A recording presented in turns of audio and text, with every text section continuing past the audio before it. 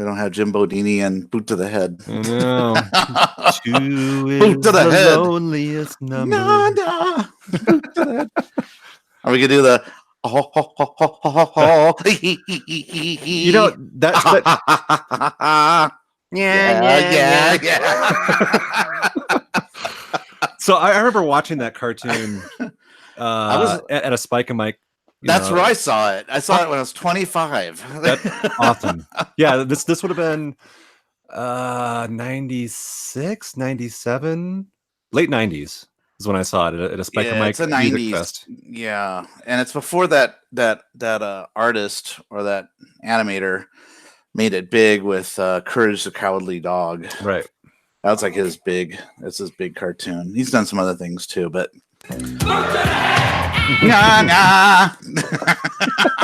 just a little taste of a boot to the head. Yeah. But yeah, no, that cartoon is like, it's one of those just weird cartoons that I don't know.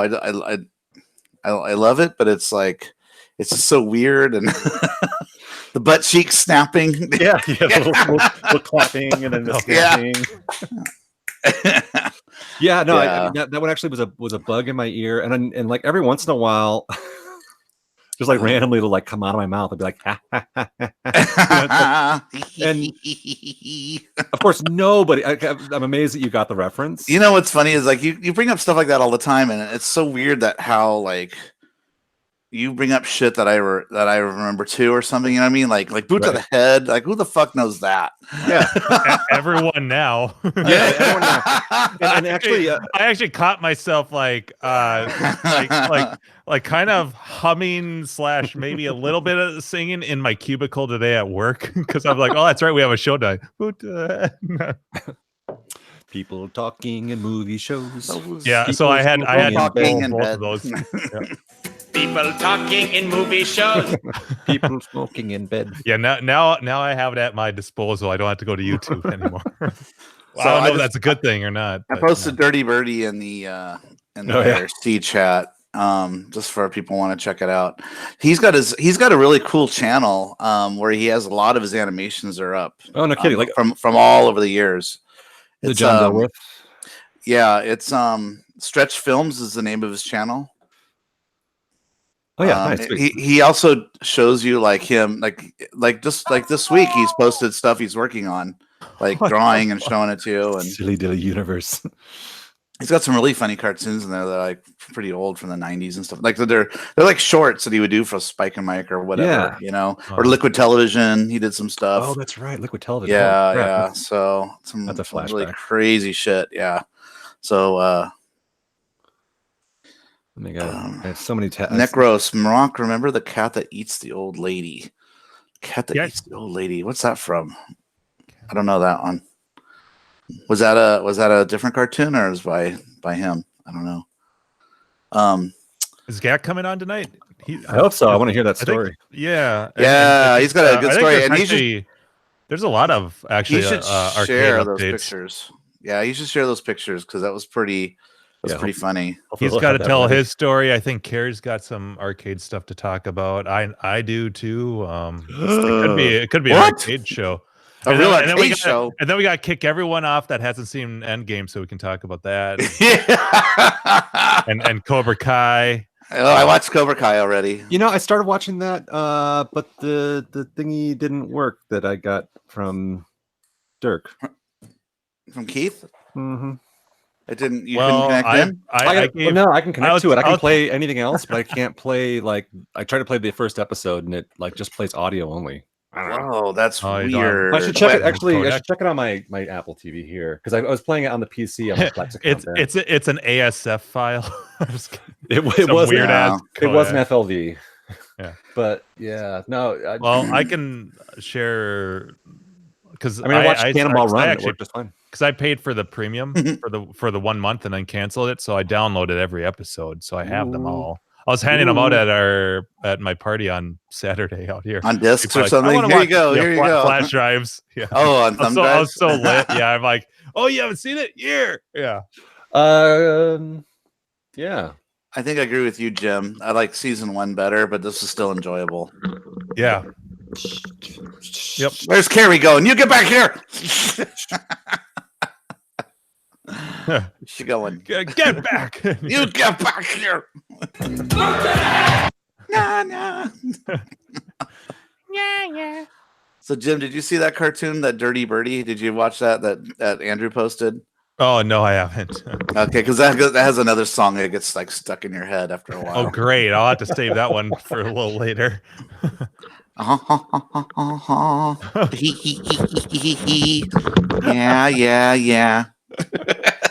It fucking cracks me up. Excellent. Like I've literally been singing that for like 30 years. I know, right? Forever. I'm not 30. Something they Close should have enough. put at the beginning of a Three Stooges episode. Okay, Andrew, let me throw a cartoon at you, see if you've seen it. It's one of my absolute favorite old cartoons, made by Wes. I won't say Wes Anderson, but that's not it. It's Wes something. Archer. Wes Archer, I think his name is.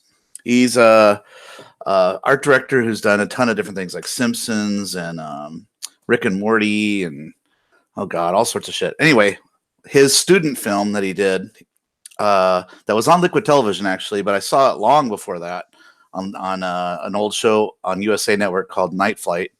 Mm-hmm. I don't know if you guys remember that, but it's called Jack Mack and Rad Boy Go. You ever seen that one? No. Maybe if I saw it, I may or may not recognize it. I don't recognize the name. Okay, let me see if I can find it here.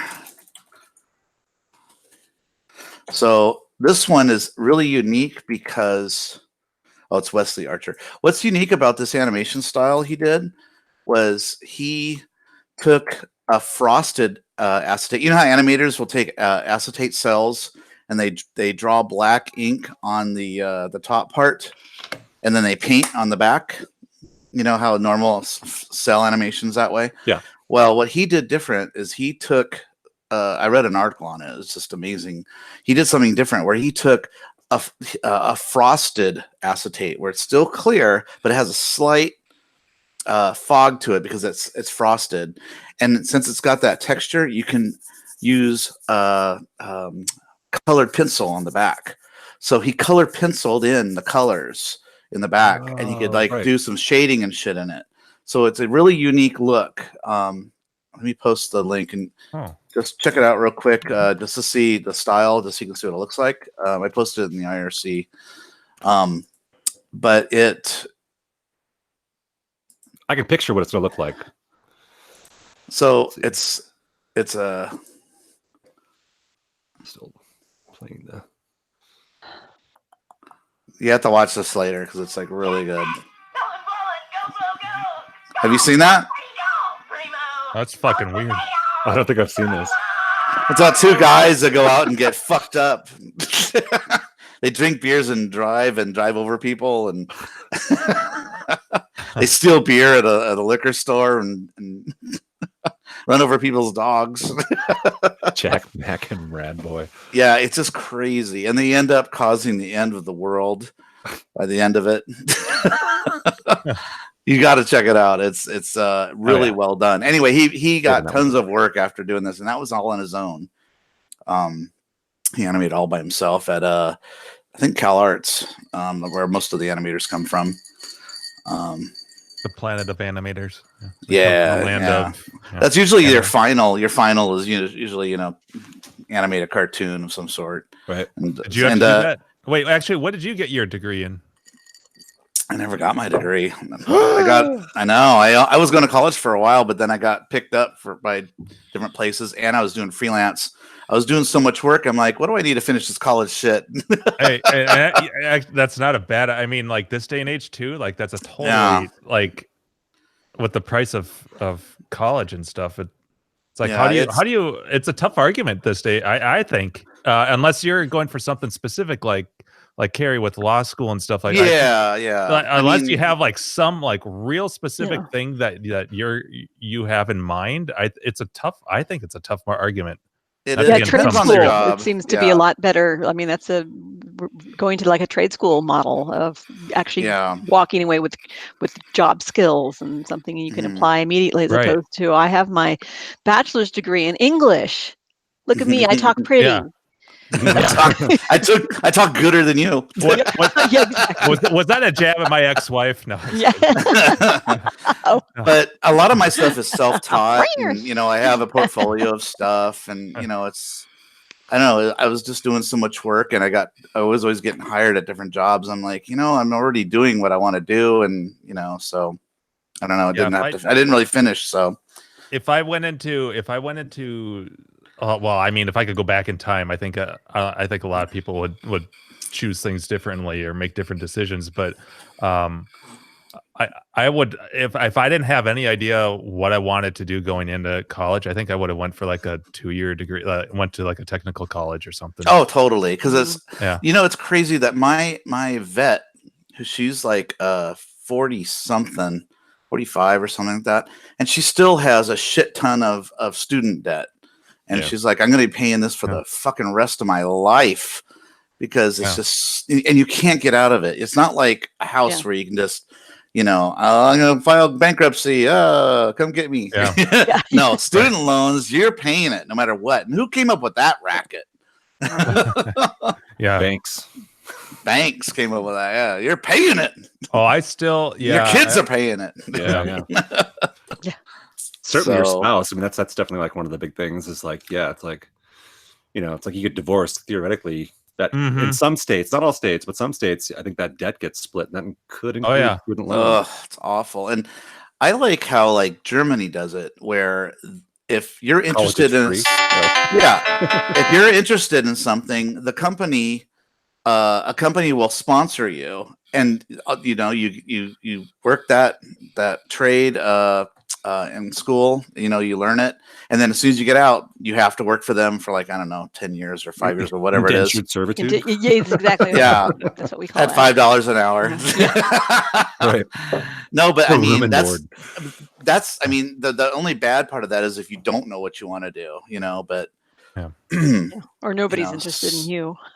Yeah, and one of the problems is that here in America, a lot of the jobs aren't here anymore. So I mean, you gotta you gotta work over in India with your support team, hands on. Like I have a friend that's a planner, and it's like if he has to go see how things are going, he's got to go to China. It's like, oh God. Yeah, close enough, Jim. Oh, that's totally accurate.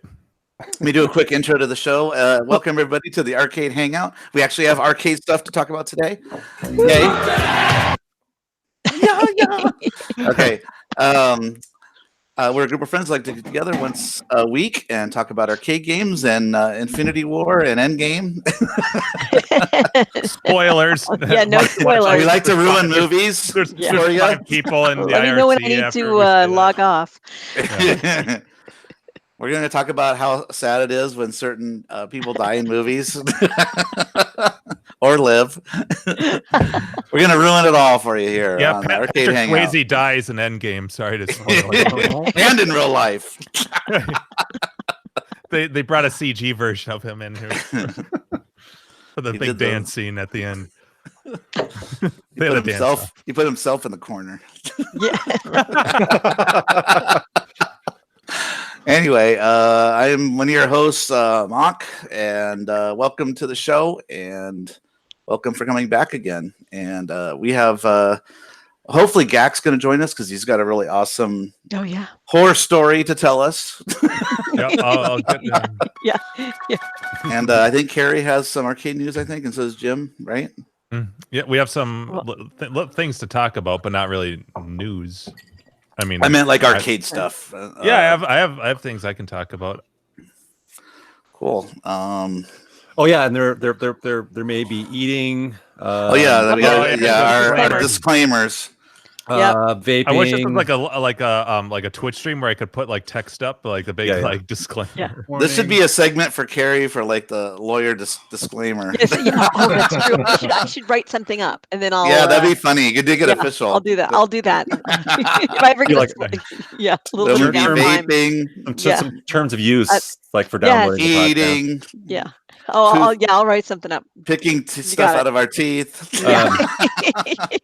Poop-inducing boners. Yeah. Oh yeah. Oh, Let's not forget those. Poop-inducing boners. That's As long as you have twist boner on Is that or is that it would actually be rather troubling. That's a little backwards. Sorry. Are we gonna make a T-shirt with that? Nice. Oh my God. Nothing gives me a Nothing gives me a boner more than someone taking a shit in the room. Yeah, things that will not be on the T-shirt. That will never not be funny to me. I think that might outlive the cheek sneak. Yeah. They're probably will be drinking. Yes. Possibly too much by some people. Vaping. Got to talk about vaping. Yeah. Yeah, I think we hit that one first. We will discuss great ideas for acquiring free games later on.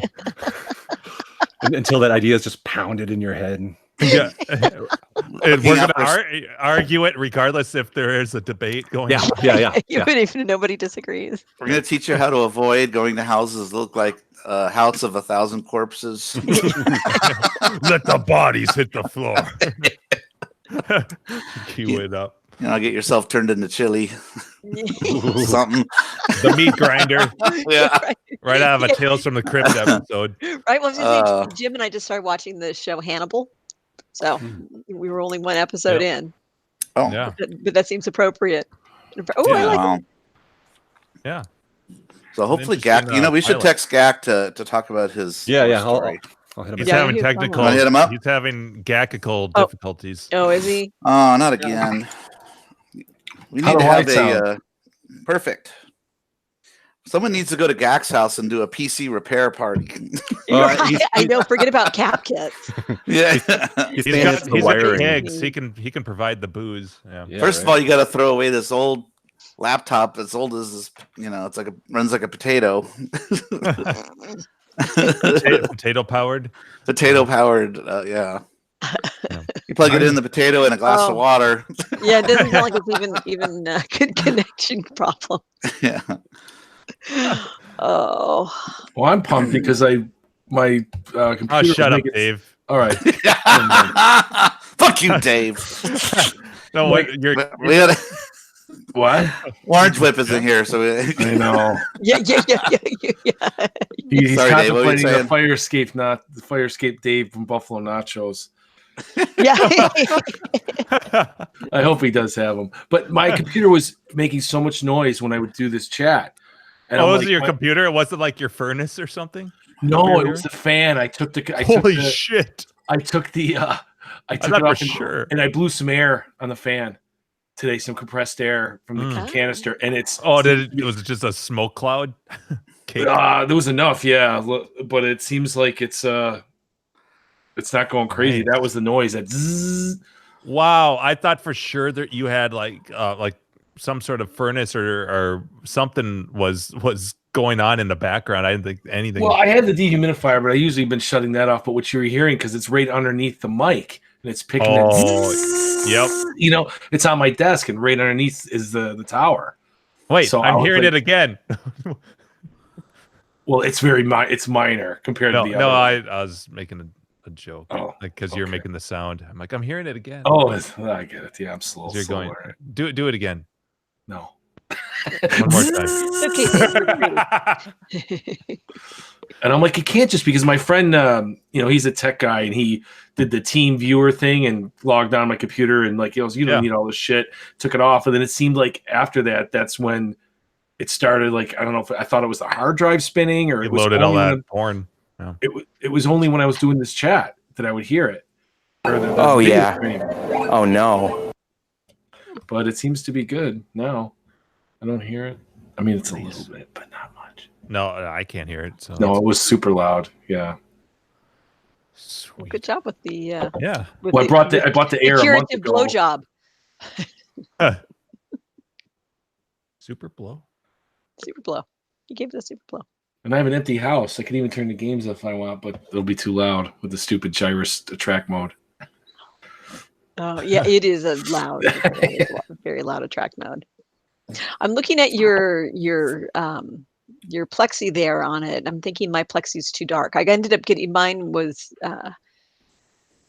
I got some like replacement stuff just over at Tap Plastics, and I think mine is too dark. If that's the way it's supposed to be, mine's too dark, and mine does seem awfully dark. You can't see the art very well, and it's cool. It's cool art. I'm gonna have to probably go back and see if I can get a lighter shade from Tap Plastics. Each time I see it, I'm like, damn it, mine's too dark. Hold on, I have a phone call. Oh, I'll mute myself. no, don't mute. No, Here. get out of here. You have a phone call? I thought that was your alarm clock. Speakerphone. I just won $1 million. What? Oh no! Thank you so much. No, I'm. I don't need $1 million. Publishers Clearinghouse. Fuck off. They're offering a better long distance plan. Yeah. Yeah. A Switch Quantum to for Cricket. $150. Yeah. No, I don't need that. I have no room. No, what's Adam's handle on Clav? I always forget. It's like AJR or some. Yeah, shit. something like, weird. Why can't he just be like Adam? One Up or something? Yeah, right. Adam. Yeah. Hey, Adam. Just Adam. Yeah. Adam 1, 2, 3. Been trying to get him to come back on.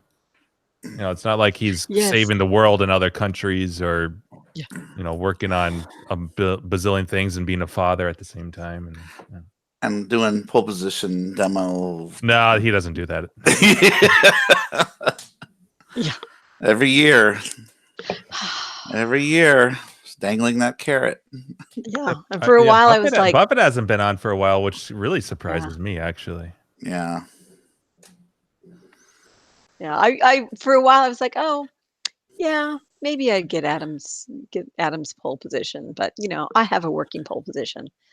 And then I just thought that too loudly in my head, and the arcade gods laughed. They giggled. They giggled. They totally did. As they farted touched your board. My pole position went out. I'm like, I was in my arcade. I'm like, I don't hear the attract mode. How very odd. Oh, there it is. Yeah. Oh, it was right. I was close. I was close. It's AJCRM125. I mean, it was of right. Course it is. It was right at the tip of my tongue. It rolls right off the tongue. Rolls right off the tongue. Yeah. Boot to the head. Yeah. Let's see who else. Buffett, Adam. Oh yeah. I'm sending a little PM on Club to a few oldies. That's the sump pump. that made sense. I heard I heard Joel in the background tinkling.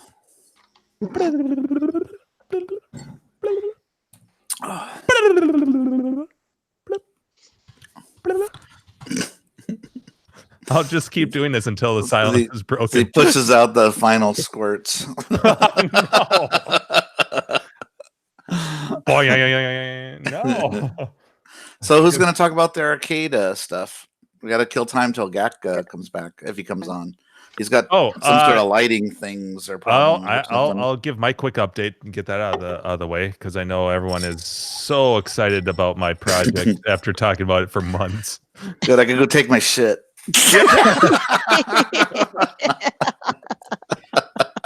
Well, this will be well, how long does your shit take? Because this will be a quick one. So depends on how long it takes for the boner to arrive. It's instant. All right. So no, go ahead. So I did give my update last week. That's right. So I figured out that you needed to invert the signal out of the red tent before it entered the capture stream and all that jazz. So I was excited about that, but the picture I was getting was pretty noisy. It wasn't as crystal clear as my other games have been, and I couldn't figure that out. I tried all kinds of adjustments. I thought maybe the pots on the board were too high, and that was affecting things. But ultimately, I knew that I'm going to need another inverter board in order because when the signal goes back into the game, into the red tent, it has to be inverted again so that the monitors accept it properly. So I've only got one inverter board, and this is like the the common one that you would see on like a Sanyo monitor that would be mounted right by the flyback. And I thought at first this was I didn't need another one because this outputs either a non-inverted signal, like a regular signal, or an inverted signal. And so I thought, well, maybe this. I found a couple of threads where someone was claiming that this also amplifies it, so it functions as a splitter. So I'm like, great, I don't need to worry about that. But I discovered last week it doesn't have enough juice. It doesn't amplify it. It doesn't. It's one or the other, not both. So I needed another inverter board. So I ordered the Mike's Arcade one, which looks like this for comparison purposes. Very clean board, and one of the things that it says on the site in bold is that the first thing is that it outputs a crystal clear signal. You can use this both ways, whether you're inverting it to a regular signal or re-inverting it to a inverted signal. So you can use it back, either way. So this arrived, and I thought, well, before I do anything else, let me use this to re-invert the signal coming out of the red tent, and I'll feed that into my TV to see how it looks. And the image was perfect. And so that led me to be like, is this just a fucking piece of shit or what? Like, now I fed this back into the stream and back into the red tent, and things looked fine. But what I discovered in the mess of everything is that the blue pot on this is bad, and it's stuck all the way maxed out high. And so I didn't notice it so much on my Dr. Mario, but I noticed it for sure on my Super Mario Brothers. It was like so blue, and adjusting the pot didn't do anything. And so I figured, with a multimeter that the pot was bad. But I didn't have any pots, but I was like, is this just a pile of crap? Like, it works okay with CRTs, but when you need something with more finicky hardware, like a capture device or like an LCD TV or LED TV or whatever, that are looking for a very specific tighter range of signal, maybe this just doesn't cut it very well, because this is just made for Sanyo and Sharp, like Nintendo monitors. It's not made to do a whole lot more. And so it's like Mike's Arcade Arcade device is like a cat who's like finicky about what he eats, but the monitor is like a dog and it'll eat whatever you put in front of it. Yes. That's a great, yes, I like it. So I ordered another one of these because these Mike's Arcade inverter boards that also have an audio amp on there, so you can basically they're made to replace these guys. But these are like $40. So yeah. They're not cheap, but if you want an original one of these guys, you're probably going to pay about $30 anyways. So I've been pretty impressed with this guy. So that way I'll have two. I'm figuring that will I'll have two. They'll be the same hardware. I can mount them nice. I got to actually figure out where inside my red tent I want to mount these, and I'm going to have to definitely label things because you're talking about like, I'm going to have a cable coming in here, then one going out to my capture device, then one coming back in and going. So it complicates things a little bit. So I'm going to have to label it better. I've already actually labeled both sides of my red tent. I put a underneath, so you can't see it just looking at it, but underneath the cabinet, I have a square of blue painter's tape on one side and green on the other, and then on the Molexes inside I have them blue and green, so that I know which one is which side for this.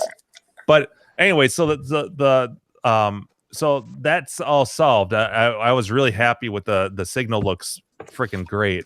So I never thought that maybe it could be, well, granted there's only one capacitor on here, but I was gonna say maybe it's just worn out old hardware. But I think ultimately this is just designed for CRTs that have more tolerance for stuff. And when I was going into my rig, it just didn't like it as much. It was introducing noise. So anyways, that's all solved. The Mike's doesn't have like an external power supply or anything like that, right? No, it requires 12 volts. The same. Both of these require 12 volts. So I'm just going to tap into the harness in the red tent. I was trying to figure out where can I easily tap and without taking out the monitors. That was the thing that I was like, if I want to go directly into the fucking power supply, I'm going to have to rip apart this whole thing. And so ultimately I think I'm going to get one of those splicers and just, the little clampy ones. Yeah. And the just inline caps. Yeah. And I'm just going to go right into the 12 volt line right off the main harness. Do you have a switcher in that, or is it still running the original? The Nintendo switcher. Yeah, this would be original. Yeah. Sorry, the original. Yeah. Yeah. Both switchers. That's yeah. right. Yeah. It's funny because like the main reason I had to buy a new one because there was a regular switcher in there because I'd been Neo Geo'd. Right. And I wanted the Nintendo one ultimately because everything, because I had an original harness and you have all those Mollexes and there's so much shit going on. I'm just like, I don't really want to make a bunch of connectors and, just figuring out that stuff alone without the power supply would have been, work. Right. Yeah. And I was already doing enough. It's like someone's, I think, sold me the power supply for like 20 or 30 bucks. It's like, it's not a big fucking deal. So yeah, I'm excited because once the red tent is all done and I can see the light at the end of the tunnel, then I can finally start mounting things inside my case and get that ready.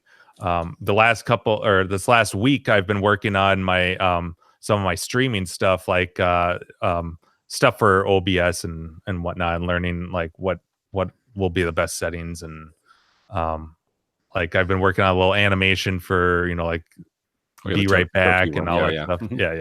Yep. Yeah. So yeah, that's my update. The Mike's Arcade inverter board. Yay for the win. Actually, Vector Labs makes one too that's a bit fancier than this, but there's since they make things to order, they build them to order, it's like a 2-week layover, and that one's like $75. What else does it do? So it's got, sorry, I dropped this. Let me pull up a picture for and does the Mike's one have the separate color pots too? Yes. So they're tiny. They're right, little tiny ones. Yep.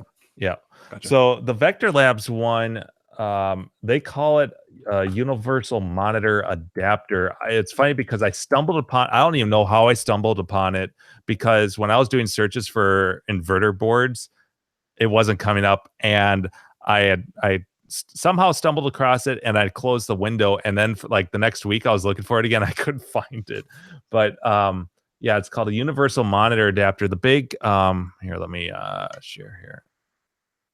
Let me zoom in because their picture's pretty small. So it's got 2 channels. That's the thing. It can do 2.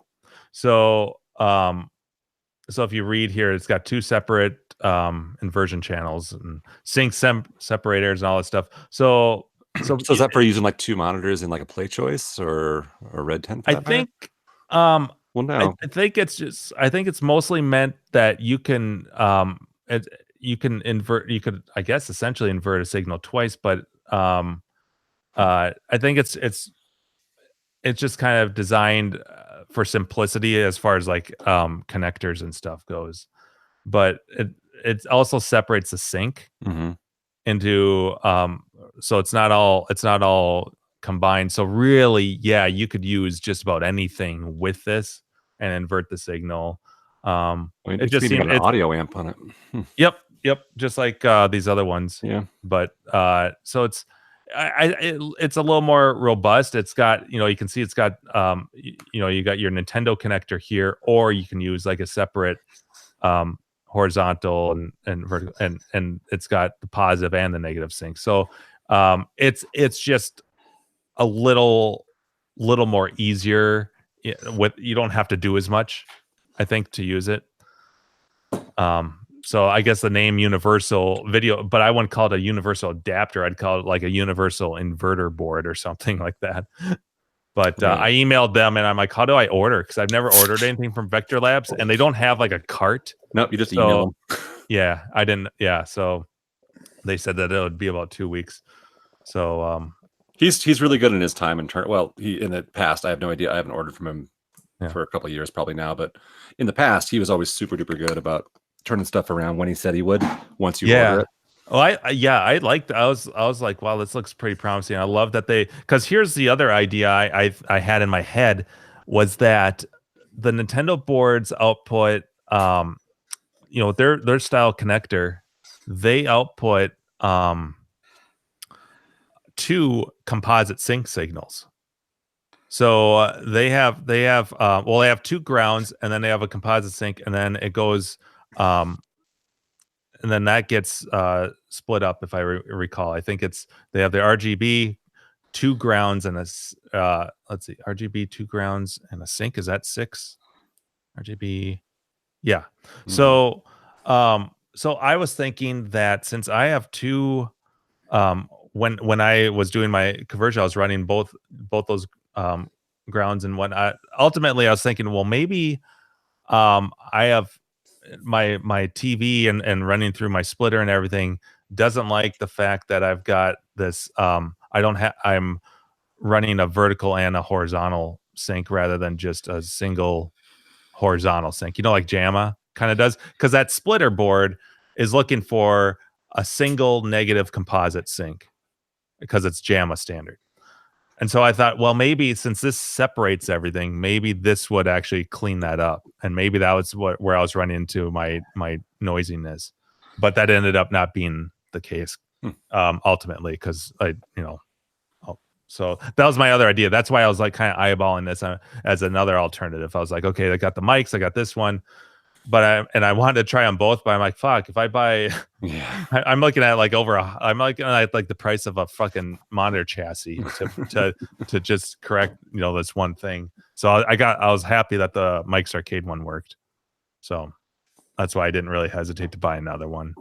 Cause I could have, I was gonna, I have some pots that I could probably like jimmy rig to get to work with these, but the terminals and stuff aren't, I have to bend them around or use like paper clips or whatever. Yeah. They don't have the right. Yeah.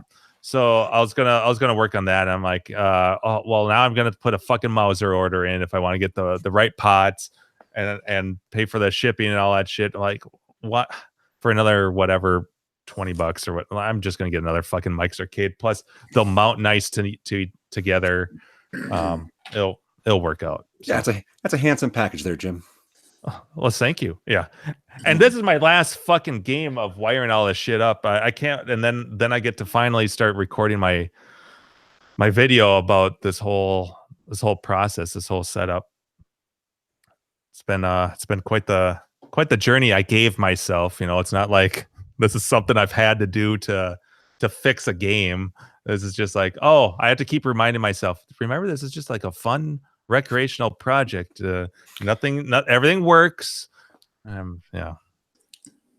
But the amount of money I've probably put into this is, hopefully I'll save everyone else money. Yeah. I'd be kind of curious if at the end you're gonna do kind of a breakdown of like what you spent and. Oh yeah, and I tried. I knew going into this, I knew going into this that I was going to spend way more money than ultimately I would probably need to. But a lot of it was experimentation, just the knowledge. But yeah, it'll be, and I've compared a lot of things. So I have a lot of duplicates of stuff. So like the OSSC I've got, but then I also have a FrameMeister, which is the other big like converter contender. So all these things, I've probably spent at least double what anyone really needs to, but it's been a good experience. It's been fun. Yeah. And you're planning on like shooting like ABs on stuff like that, like FrameMeister versus the. I'll probably talk about it. I don't know if I'll show it because like most of the stuff it's very identical. For instance, on the Red Tent, I tried the FrameMeister, thinking, well, okay, let's see if it's maybe the OSSC that doesn't like this, and they are identical. So, yeah. So as far as the quality goes, now since I have the FrameMeister, I'm just going to end up using that as my my upscaler, basically. But the cheap upscaler that I paid $25 for works just as well. It's just like, I have this thing, I might as well use it. So, and there are some advantages to it, but for the most part, you can get away. The only reason why I'm using an upscaler is for my capture card. So I'm essentially outputting on all my games. I'm using on the OSSC. I'm using line 4x, so it's multiplying the lines by 4, which on most of the games gives you a 1280 by 960 signal, which my TV can handle. But capture is looking for either a 720p signal, 1280 by 720, or 1080 with 1920 by 1080. Now the OSSC can output a 1080p signal, but in order to get it there, it crops a little bit of the top and the bottom. And so I'm sending that line 4x into an upscaler so that I'm not losing any detail. Nice. Yeah, those should look really nice. Yeah, and since that's a small upscale, so you're really it looks beautiful. Anyways. So that concludes my Boar Fest. Wake up, everyone! Bro. Yeah. So there you go. Yeah, I'm going to be doing that video that I put out. Is going to end up being really fucking long. I just know it because I want to talk about kind of how I got to where I'm at. But I think you should skip that video and just start in with Toki tutorials. Yeah, tutorials. Fuck, I need to be able to complete the damn game. It's going to be like Jim's quest for Yeah. Do like what John does. Is like I fail at this. Yeah, I attempt and fail again. Bodini's failures. Good way to generate a lot of content. Yeah. Well, I'm really looking forward to this because I think this will force me to like, because if I do, let's say I do like a live stream like once every other weekend or something like that, and like a Friday night or something like that, I do a live stream and I pick a game. It's kind of like an excuse to play a game and play that one game for a bit. So you could have a chat room and get donations and like say hi to people and say hi to 3 people, 2 subscribers. Well, yeah, and I haven't figured that out yet. Do I? I want to originally I was like I want to be able to stream whether it's YouTube and Facebook. People are saying do Twitch, but and I know that there's like Restream where you can I think it's a paid service, but it automatically streams to all those platforms simultaneously. Oh wow. But you can only interact. I can only pick one. What's that? Yeah, you can only interact with like one audience, though, right? I mean, right. It'd be Twitch, but it'd be restreamed to So that's my question. Like, which platform what do I stream to? Do I do I have a small following on YouTube, and I'm newbie to Twitch, other than watching other Twitch streams. But is that the way to go or not? And so I haven't quite figured that out yet. And I would love to do Facebook because even though I only have but it's all people I know. I'm sure that they would watch, even though I have a very small friends list on Facebook for good reasons. So. Well, some people that don't have success with Twitch, a lot of them go to Facebook, and then sometimes they have a better success over there because it's not so saturated like Twitch is. But right, and you have to drill down pretty far in Twitch to find like classic arcade stuff. That's the other thing too, is at least with Facebook, you can put it under like a key to like Facebook is getting in with all the groups. So you probably want to be connected to all the arcade groups, and that way you can like post, you're streaming, just something like that. So. The other option is do it the other way is if you do it on Twitch, if you're happy, if you end up using Twitch, then it's like go post to Facebook the Twitch stream link. Oh yeah, hey, I'm twitching. I'm over on Twitch. I'm twitching. I'm twitching. Yeah, and you can restream to YouTube. Yeah, I knew you were gonna do that. I don't know why you're gonna. He's so happy. Yeah, and that's a good point about the Twitch about the classic arcade stuff, because like I've done searches on Twitch for any sort of arcade stream, and other than fighting game tournaments, there is nothing, or I can't find anything. Yeah. Well, like I said, I met the dude who was playing Donkey Kong. Yeah, I trip across stuff too once in a while. It depends on when they're streaming it, I guess. You know. So. But I mean, if you look for archive stuff and things like that, like there's just like no one's doing it. Dave's bored. There is a retro. There's a retro area though on Twitch. There is, but it's the huge. I think it's like the biggest collection of different channels, and there's just so many different things in there. Oh, it's like a clusterfuck of shit. Yeah, that it's just like there's like thousands of channels. Like I said, that's where I found the Donkey Kong guy. But it's like I had to just like scanning through looking for any arcade game, Software Fighters and stuff like that. But it's like scanning. Yeah, Street Fighter's still popular. Like the classic Street Fighter, I see in there. Well, that's what I mean, like tournaments and stuff like that. But as far as people playing on a cabinet and street, like any sort of like a non-fighting game, it's few and far between. People on super guns maybe, but that's about it. Right. Disclaimer: there will be eating on the show, so I just Barry's eating. I gotta add the earth-shattering fucking belches too. Dave's was so loud. That's my disclaimer for next week. All I could think of was Revenge of the Nerds. My ears smell fucking Bud Light right now. Yeah, what was the guy? Ogre. He's like Ogre US. No, just Ogre. Booger gets up there. Dudley Dawson. Like, no, Booger.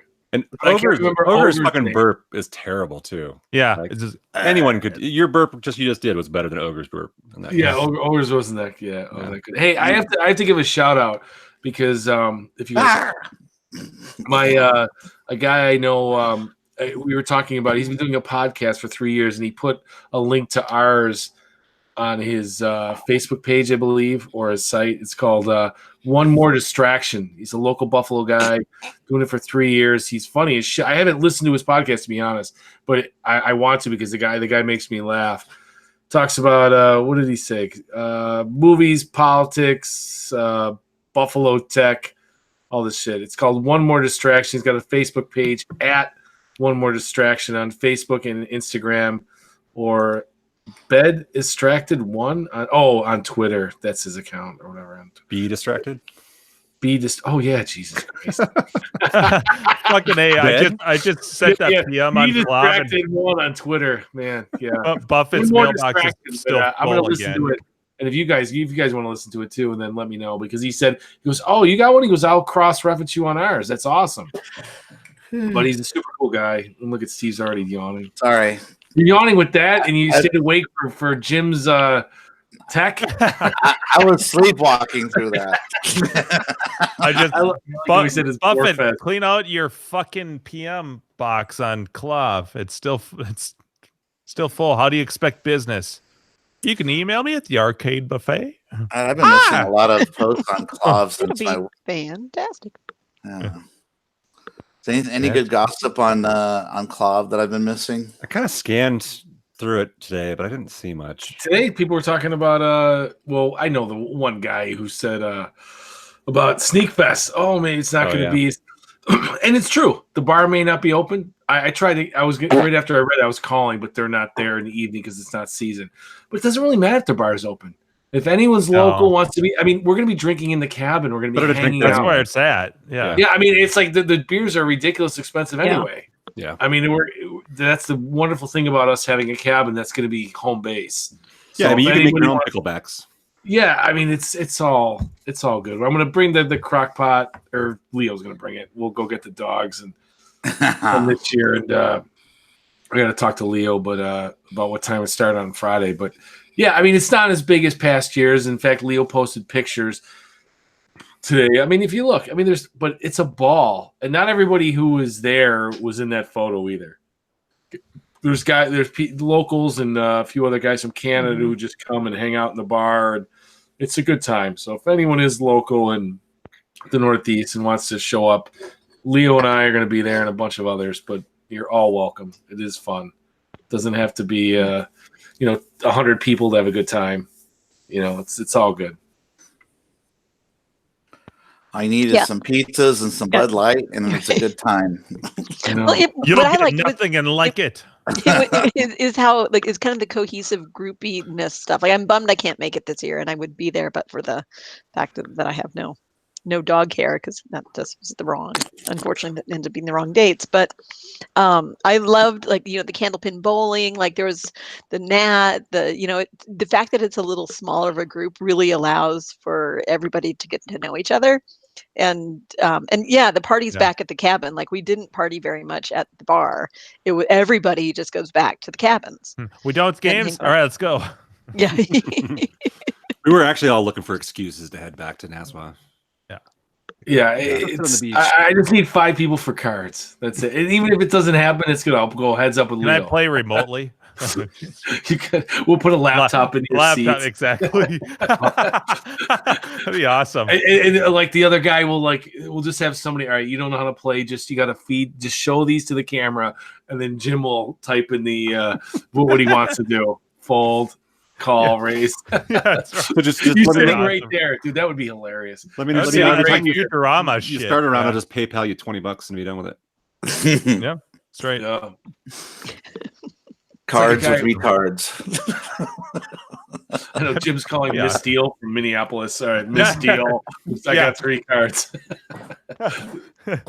Nice. Yeah. Sorry, you cut out there for a second. That's not what I said. Yeah. I was just playing in a home game the other day, and 2 decks were mixed. And the guy's like, all right, I got to call shenanigans. I have a king of spades, and there's a king of spades on the flop. Oops. Yeah, it's a big home tournament, but the decks looked similar. And somebody probably just, pushed a bunch together, and you had to these are different. Look at it. They're different colors, And I was like, what the fuck? I've never had that happen before. It's like, no, there's no. This hand's dead. I got a king of spades. There's one there. I'm like, shit. Not that anyone knows poker, but sorry. I know poker. I think all of us know that there's not supposed to be 2 king of spades. Though. Yeah, I got 6 aces. I win. I like your glass, Mock.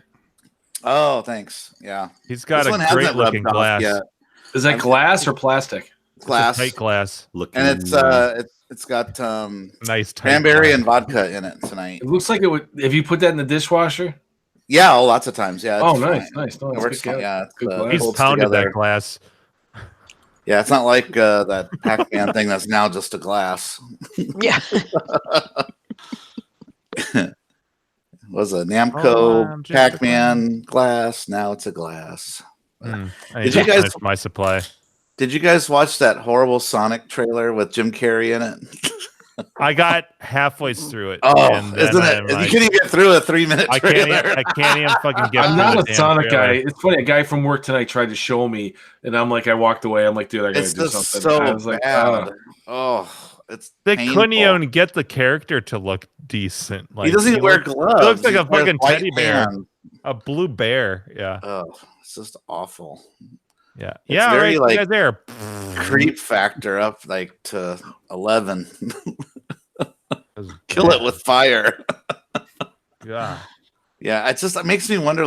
Why did they think why didn't they make that movie in the 90s when the Genesis was out? Why are they making it now? Who gives a shit? Right? Sonic. Yeah. Yeah. Where's the Fortnite movie, you fuckers? Mm-hmm. That's what kids are saying. Right. Everybody can do their dance. Yeah, all right. I'll see you guys there. You're interested. Nice. I saw the trailer came out. And I was like, nah, not even. I didn't even want to. Yeah, but it was in Slack, and I was bored. So Dr. Robotnik is supposed to be like this fat guy with a round head and big mustache, and they get the skinniest guy on the planet, Jim Carreying it up, who looks like he's phoning it in. Check out the chat. I think I've got a good idea. Check out the chat. Oh. Yeah, our chat. Oh, Jesus Christ. Wouldn't that be a great candidate, though? Oh. Wait, Maybe. I gotta look at that character. I forgot. Doesn't he drive around in like a little spaceshipy pod thing? Looks like it's like round flight hovercraft thing. They sort of show it in the trailer. Well, I did. Yeah, that's right. Version of it. You didn't get past that point.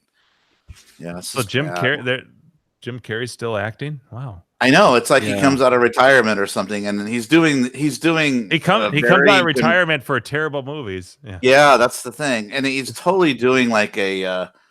I don't know. It feels like the character from Ace Ventura a little bit. He's playing like a crazy doctor. Now, Jim okay. Carrey? If he did Ace Ventura 3, I would go see that. Yeah. So, well, if you ever saw Dumb and Dumber, the sequel, that was kind of a disappointment too. Yeah, it was a big letdown. I know. I was hoping it'd be better than that. It's just kind of. They got the original cast. I'm on. All right, I'm on board. No. Oh. I heard he had to beg. Well, what's his friend? Jeff Daniels? Yeah, to be in the movie because he didn't want to do it because he's already, he's doing news. What's that show? Well, he's done so many dramas like that. Not news radio. It's something like that. Newsroom. That's it. Yeah, I mean, he was just still working on wrapping that up, and it's like, I don't want to do that movie. I moved on. It's not like Jim needs money either. I mean, he's got multi-millions. God. Oof, I don't know. I don't understand it. Kind of a philanthropist. Person can never have enough hookers and blow. Come on. It runs out eventually, right? Right? You're like, oh my God, I just have enough hookers and blow. No, never. Anyone ever. Yeah, there were. I can probably count on one hand, but there were. I generally had some laugh out loud moments, but in that sequel and the Dumb and Dumber, but there weren't enough. But part of the problem too is that I can't remember. I saw that I'm pretty sure opening weekend, and the theater wasn't even full. Like it was far from full. Yeah, so that doesn't help either. I think is he past his prime? I guess Was Dumb and Dumber like that huge? I felt like it was kind of like a sleeper hit. It was a sleeper hit. That was something I watched later. Yeah, maybe.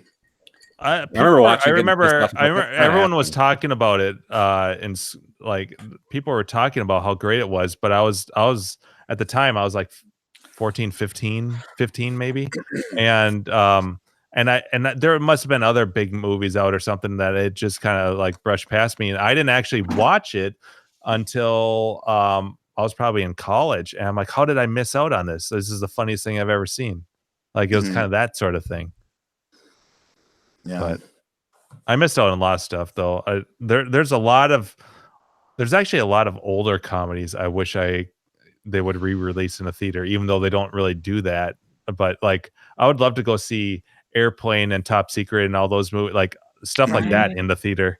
That would be fun. I did see him in the theater. Yeah, you know what's weird? I saw Weird Science in the theater. I didn't like it the first time I saw it.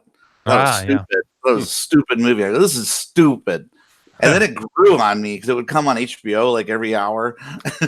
And Gary was just and then you just throw it on, and then you're doing shit. And I don't know, that movie just grew on me. And then we quote shit from the movie. And they really.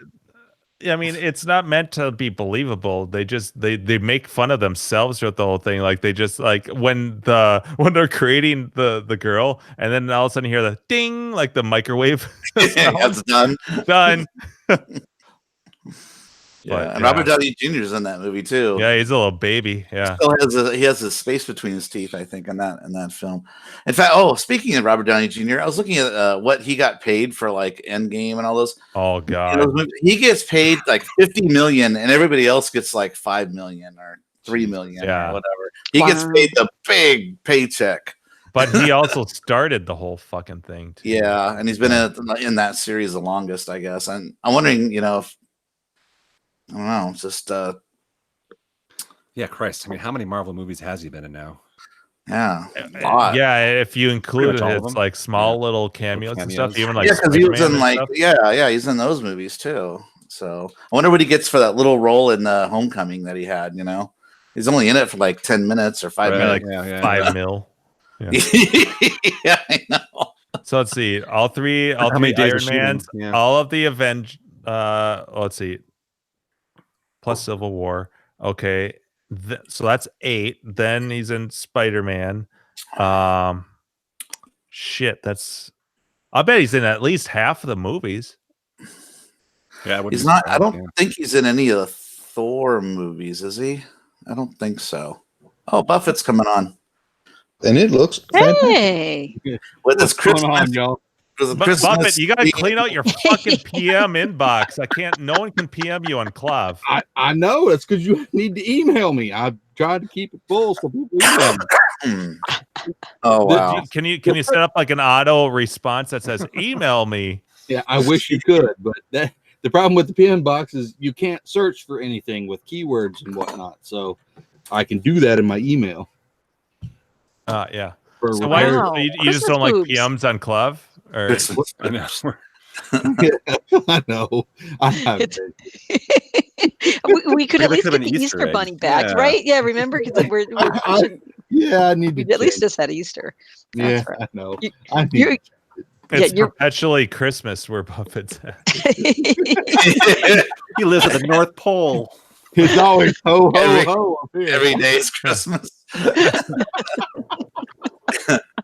And so, Buffett, do you have any arcade stories? What you've got? Did you ever get your pinballs to work and all that stuff? Which pinball are you referring to? So Doctor Who, did you ever get that running? Right? Oh, that was running. I got that Okay. running. And you got another one. What was the other game you got? You got another pin that you said. I got Twilight Zone going for the most part. Oh, okay. It's a Festivus miracle. I'm still having trouble with the ball hanging up on the upper right side. It still hangs, so I don't know what's wrong with it. What does it hang due to a mechanism, or is it just get stuck up there because of? No, on the playfield, even if you jack the back legs all the way up, and have the front legs down, so it has a very tight, very high pitch. What are we talking about? Yeah, high pitch. You spread the legs out and jack them up, and then I'm telling you. But no, spread the legs apart, but high. It sticks up on the top side of these. It up sticks. on the top of the slot machine. It stays up there. It doesn't roll off of that back. Yeah, I don't know why. Oh, weird, because it's not even getting caught up on, it's not between plastics or anything like that. No, it just sits up there. I've changed, each of the pinballs to make sure that way, if they're magnetized or anything like that, nothing has been able to make it, without having to rock the machine to get it to come down. In the upper right hand corner, I want to see the playfield. Yeah, because I was thinking did something get magnetized? But no, it's right behind the slot machine. It's that L bracket that's up behind the slot machine, right behind it. Behind the slot machine. Okay. Yeah. Slot machine on the right side. Like slot machine. That sounds like Twilight Zone. Buffett, I may be sending you a damn monitor chassis. I'm not. All right. Yet, though. Me too. I want to send him one. Yeah, we'll see who gets there for. Well, I'm not giving up hope on fixing mine yet, but. Right, that's okay. But I've already done so much. I'm so is it the area? It's not the upper playfield part. It's in the very back, right? No, on the right hand side, where the ramp goes from the top right to the bottom left. Okay, and then the scoop for the slot machine is down in the front, where you toss the ball up with the left flipper and backhand it with the right. Okay, right above that, right behind that square area right there. I'm trying to pull up a picture of Twilight Zone. Yeah, I'm looking. It's hard to everything's. There's so many things on the. Let's see. Oh wait, it is Twilight Zone you're talking about, not about Doctor Who. I was like, when did they put a slot machine in Doctor Who? No, oh man, I did a poor job of tracking there. Yeah, Carrie has a Twilight Zone. She can give you tech support. Yeah. Oh yeah, totally. Yeah. Let's see here. Tech support. Yeah. Fix my shit. I got you covered. All right, let's see here. Playfield. So it's not behind the clock? No, it's down below the clock, between the slot machine and the clock. So that's like underneath that upper playfield then where you can't see it? No, it's on the top. Oh, the top area. Oh, on the top. Okay. Right on the top behind the slot machine. So if you look at a picture and you see where it says Powerball on the right, okay, on the playfield, you got the little yellow streak and then the Powerball, and then there's 1, 2, 3 pinballs there, okay, and then if you look to the left, there's that metal bracket right there, It goes up and then turns to the left and goes behind the slot machine. Does the playfield itself have like divots and stuff in it, like in the playfield on the ground of it, on the surface of it? Yeah, like is that what's kind of like keeping it up there, maybe? Or I don't think so. But go ahead. I was gonna say what some people do if it's too rough up there, and that's why a ball's getting hung up on an area like that. Some people will put down the sticky acetate plastic on there, makes it real smooth like ice, and it'll just go woo. So you might want to try that. Well, you can set the ball there with your hand, and it won't roll off. And it won't. Yeah, that's okay. Then yeah, I think I would try putting that acetate on there because it'll make it nice and smooth. So any slight movement would move that ball, and then maybe that upper platform. Maybe you can take the screws of it and tilt that because you don't want your whole playfield. You don't want your whole playfield higher than 7 degrees. Right. Well, I've taken that bracket and bent it out almost a half an inch to where the ball won't clear that bracket and the rubber behind it on the clock, and it does not roll to the right at all. The ball just still sits there. Did you also check your levels of the playfield itself to make sure it's completely level, not tilted a little bit to the right or left? Yeah. Okay. Yeah, it does it in every different location that I've had it in, like at my house, my girlfriend's house, and the current place that it's sitting now. It does it in every place. It's interesting. Yeah. It's a very strange problem. I every Twilight Zone I've ever played, that for whatever reason, when the ball gets up there, because it goes up there a lot, it always just rolls right off. My buddies rolls right off. My other friends rolls right off. I played in the wild, just rolls right off. They don't just hang or hover or just sit there. They don't. They just. I'm wondering if there's like a spacer or something that's missing in yours or something that's like because that upper playfield should be tilted a little bit, so it would roll. So I'm wondering if something. Is this one of the parts that you had to rebuild, or was it there when you got it? No, it was there when I got it. And I've like I said, I've bent it so much that I tried to, change the angle and the pitch of it that I need another one because I've bent it all up. No. Oh, dear. Yeah. So it's fuck you. I need a replacement. So if anybody has I would surely like to have it. Anyway, well, when you get another one, you also try doing the acetate on the playfield itself, because that'll make it really slippery. Try doing the acid; you'll feel better. Right. I know. I've waxed it because I tore the playfield apart and cleaned everything. That helps too. Yeah. Yeah, and like I said, just nothing has, made really any difference. It's really strange. So I wish I could put actually I can in the chat here. Just gotta get the chat window up here.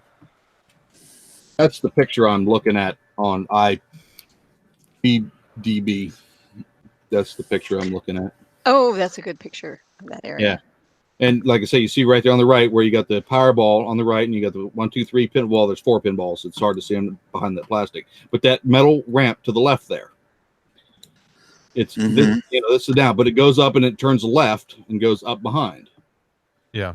And it sits behind the slot machine up on that piece of metal. So it's actually on the metal ramp. Yeah, it just sits there. You can place it there with your fingers. Okay. Yeah, I was thinking. Yeah. Okay, Wow. so here's the other thing too: is that I had the same problem with my Monster Bash, where if the metal wall touches the ball at all, it can hang the ball, and that's a problem I had. So what I did is I loosened all the screws on the ramp, and I slid the ramp down a little bit, and it pulled it away from the wall, the metal wall, because you don't want the ball to touch anything except for the 2 bars that are the ramp right there. Right, no, it's not on the top. Yeah. It's on the playfield itself. Oh, I thought you said it was on the Oh, ramp. yeah. I thought On so the too. playfield itself, you see the 3 power, the triangle that says Powerball.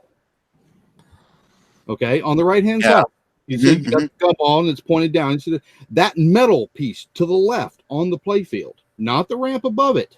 Okay. Oh. That goes up and turns left behind the slot machine. Yes. Scoop. Okay. It sits behind there directly on the play field. So if you hit it too light, the ball kind of like rests right back there and doesn't. It doesn't roll back. Oh, yeah, it doesn't roll off to the right to come down the ramp to get back down to the flipper.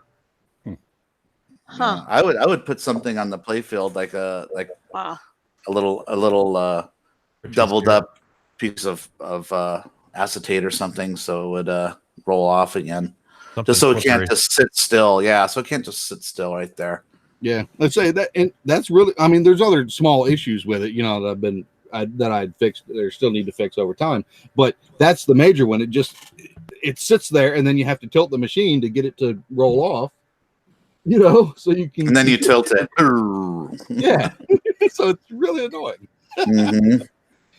Fuck you! I fixed a lot of problems with it, and other things that have gone bad and whatnot over the course of time. And that DMD's working fine, and switchers are working okay, and yeah, so far I haven't played it in months. It's like I said, it's not at my house, so I don't really play it. Okay, but it's hard to work on it. Yeah, that too. But I just don't have the room here right now. I've got 4 or 5 pins just sitting straight up, packed up because I can't do nothing with them. 6, something like that, sitting around here. So I finally finished off that Lethal Weapon 3 for the guy. Oh, okay. Yeah, I finished that one finally. And so now you found the parts? You're saying you're looking for parts. I think was it for that one? You're looking for parts? It was plastic. I was looking for a plastic set, and the only place I could find it was that one pinball place in Germany. Oh. It took me like almost 2 months to get it from there to get it here. You have to go up there and you got to get a German address so that way you can mail it from the place, the pinball center to the, the address that you have. And then they repackage it or, put the custom stamp on it and whatnot. You pay them and then they ship it to you. And it's a gigantic pain. Sometimes they'll want to charge you like these astronomical shipping charges for a little part. Like I remember I was getting the Tron Legacy rubber that goes on the spinning disc in the back. They have the white ones that are like grip the ball way better. Yeah, and they wanted to charge $300 shipping for a $20 part. Yes, it's the same thing for this. What is that, twisted quarter? Yeah, $300, man. Yeah, no, it's the same thing for the plastics. You go to the shipping cart and you had $300. So it cost me 20 something US dollars to get it sent to the mailbox that I had to get over there, and then another 45 or 50 whatever it was for them to put the customs forms and all the labels and stuff on it and mail it to me. And so somebody on Pinside, I think that lives in the UK, gathered up anybody who was interested. Hey, give me money, So luckily he was someone who has been on Pinside a long time, so he had a good reputation and everything. So we give him some money to get us that thing. And so he ordered it for us. He got it shipped to himself, and then he shipped them all out to everybody from the UK. So I thought that was pretty cool that somebody did that. Yeah, we didn't want to pay $300. No, and the sad thing about it, part of it is I saw that thread where he's like, I'm making an order, who wants to get in on it. And I missed it by like 2 weeks. Oh, really? Yeah. I gave Keith one as a gift. I go, here you go. So he actually finally replaced it. It took him a year, but he finally did it. But it's a huge improvement in the game. It really throws the ball really, really well. So if I could get if I knew how to edit, videos and stuff, and I don't, I would, have the repair video that I made for it, up on YouTube already. But I don't know how to edit videos like that and cut them all up, and Great services. You repaired my monitor chassis, and I'll edit your videos. Me too. Yeah, I got 2 or 3 more videos. No, I was kidding. Oh wait, Gak. We both do editing. Speaking of Gak, Gak's learning editing. He's been learning how to edit stuff. That's cool. I don't know what he's using to edit right now, though. Windows Movie Maker, iMovie. Yeah, might be. I got Vegas Pro. Just I just don't. Have time I used to edit on Vegas. You can edit on there. That takes a lot of media types. Yeah, and that's the reason I went and found it. You know, because once you learn that, they're all sort of the same, like that. Sort of. Yeah, it's just it's your preference for how things work. The problem is I use it for my videos, but I've got you just preset, beginning and ending titles, and then I just change the credit, name in the beginning. Just like John's Arcade. Yeah, pretty much. So, but yeah, I just changed the name on whichever chassis I have, and I have all the presets there, and I just put that in, and then put the title, the end credit. Welcome to the Arcade Buffet. Yeah. So that's about my extensive editing, but it's all one take. I just dump it in there. That brings up a good point. I've been wanting to ask you this, Buffett, for a while, because I do watch your videos, because I'm still waiting for the one where you're like, this was a difficult repair, because in every video you're like, not too hard of a repair in this one. Did 40,000 things, but it was easy. Yeah. And somebody struggled over it for 20 hours before sending it to me, but I did lickety split. Right. I have not come across any video where you're like, this was a challenge. It's always not too hard of a repair. Did you watch that medium res one that I posted a couple weeks ago? I put up a medium res, a 19-inch K7000 medium res, and that took a lot of work. We're gonna have to watch that one now. I'm excited. Are you? We're gonna watch it right now. I'm like, I'm adding it to the playlist. I want to see the one where all right. Do you remember who it was? Let's see. You said medium res. 19-inch medium res. It's only been one in the last 2 weeks.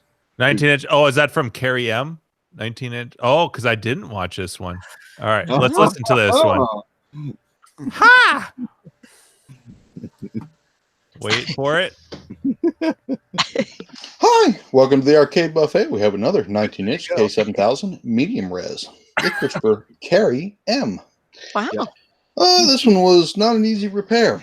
I had to finish up C30 R98.99. We're gonna get flagged. The yoke header was all burned up. The show is gonna get fucking flagged. Yeah, because of Buffett's gonna monetize himself. Yeah. Hey, I had to say, Buffett, your subscribers are going up pretty steadily, though. Last time I thought I looked, I had something like 800, and I only thought I had 200 or something. You're pushing 800. Pushing 800. Yeah, that's. Wow. For repair videos, that's. Well, and if you notice on none of the videos out there, not once ever do I mention click like and subscribe and hit the bell. I never say that in my videos. I'm the same way. I say thanks for subscribing, but that's about it. I never push people to do it because come on, it's common sense. If you like what you see, you're gonna do that anyway. So why fucking push it like your life depends on it? Yeah, I don't. I just don't. It like exactly. If they like it, they're gonna subscribe. If they don't like it, then they're not. Oh, okay, fine, great. Whatever works for them. I'm not going to push it because, it's so just when you repair a chassis, do you typically send them the video as always. just kind of like yeah always. I send it to them in the invoice and I send it to them in the email. So there's two records. Proof. Yeah. You if you missed it, it's because you didn't look at the invoice and you didn't look at your email. So don't tell me that this never worked or what. Yeah, right. You're covering your ass. Yeah, and it helps because some people request different shipping companies, but I primarily just because it's right here by my house, I use USPS. But it doesn't matter what shipping company you use, whether it's UPS or FedEx or whatever. It doesn't matter. They all bust chassis from time to time. They all do, and it really helps because they mishandle it and the customer gets it back and they're like, it's cracked in between 1 and 5 places, and they're like, what do I do? And I said, well, I put $300 insurance on it. You have a video showing it worked when it left here. Go claim the insurance money. Mm-hmm. That's what it's for, is to protect you from them. Yeah. Have you had people that have had to do that? Yes. Then? Yeah. Oh yeah. Nice. Yeah, so they have to send it back in to get repaired again, but it's on, USPS's dime because they're the ones that, broke it. It wasn't broken when it left here.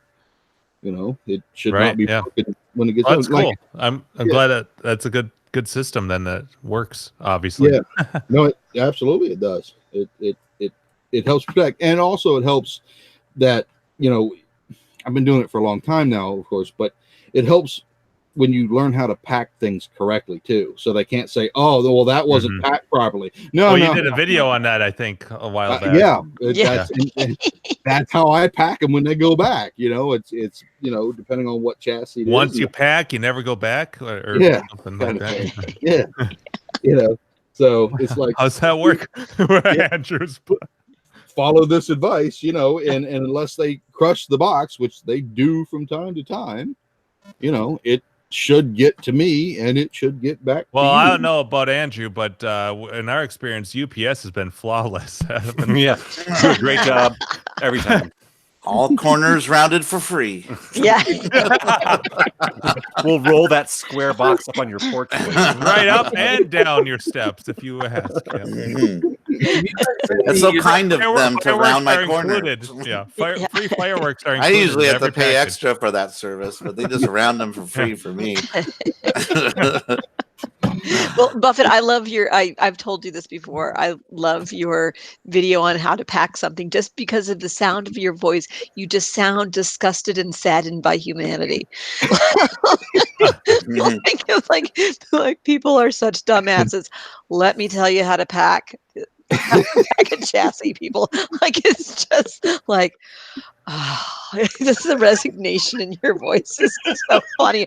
I think I had to watch it like 3 times. It's not hi, it's hi. Yeah.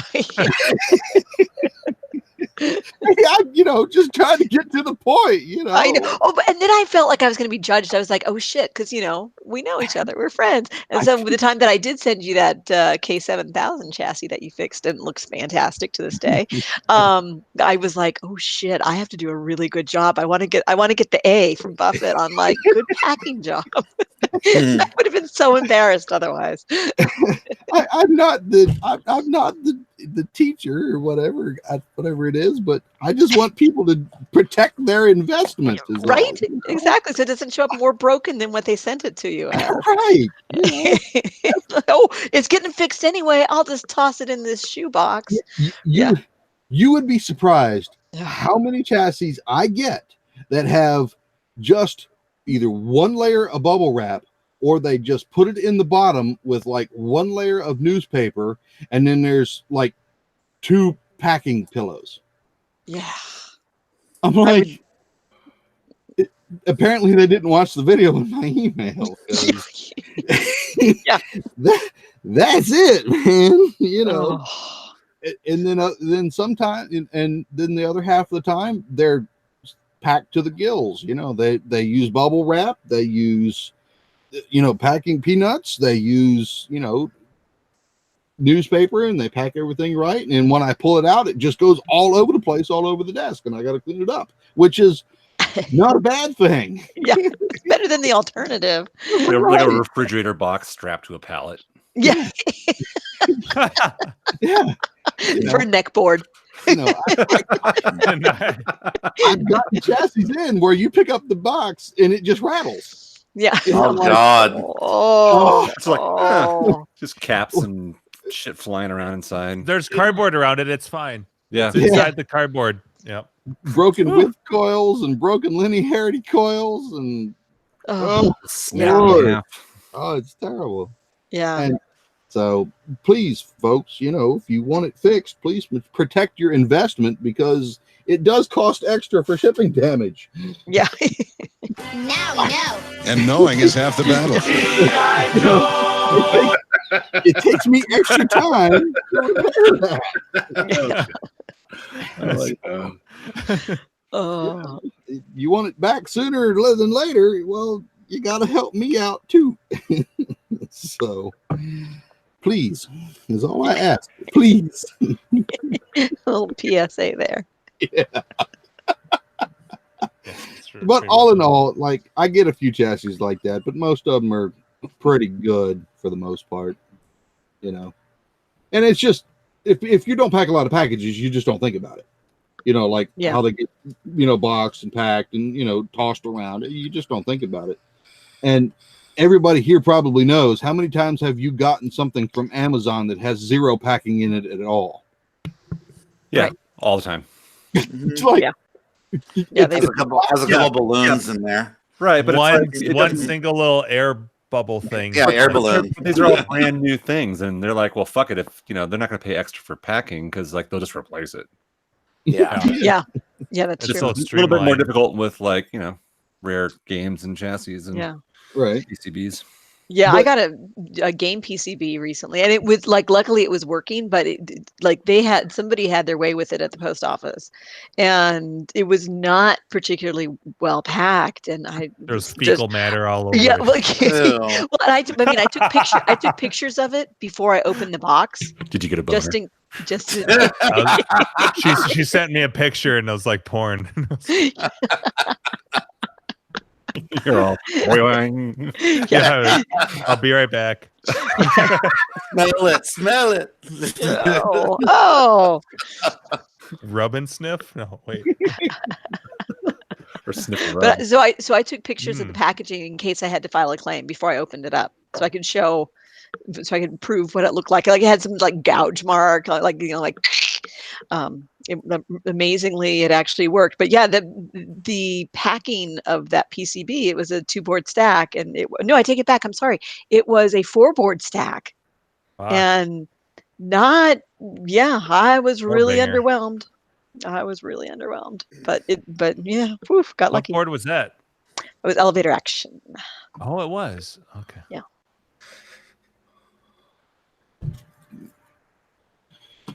Oh goodness. They keep changing. Oh goodness, that has Buffett's little image with the fucking Santa hats. Oh goodness. Goodness. So how the hell do you get to your videos that you have like private and like not public and stuff? They keep changing the fucking button to get there on your channel. Okay, so if you want to get to your video manager, so what you have to do is there's a way to get back to the old layout. It used to be a button that you just clicked, and they have changed it. If you click on your icon in the upper right hand corner and go to my channel, then click on customize channel. It's not intuitive. The customized channel doesn't. Yeah. Then you can see up in the top video manager. Lord, I mean, 3 times to get to edit. Oh yeah, it's silly. It's retarded. And again, there is a way to re-enable the old Creator Studio, which is what I had to do with this channel, because I fucking hate the new layout and I can't find where live streaming is. Why they keep hiding shit? I know. It's stupid. It's bullshit. Yeah. It smells. Exactly. Yeah. What are you doing, Dave? Yeah, exactly. Well, speaking of Elevator Action, I'll give my non-news, because I've been struggling with it, and it's appropriate now because I have Buffett here. But I'm not at the point of having given up yet. Yeah. So I haven't. Yeah. So I have one last thing to try, and then I'm just gonna be, I don't know. So so you all might remember a while back that I got an Elevator Action from some meth addicts, and so finally it's working. It's working, but the monitor, which is 4900, has no green on it. So I did a cap kit, and so it looks nice, but for the fact that I have no green, and changed the transistor on the neck board that dictates the green. And that didn't help. And so now and I did find on the neck board a resistor that had blown into smithereens, and so I replaced that.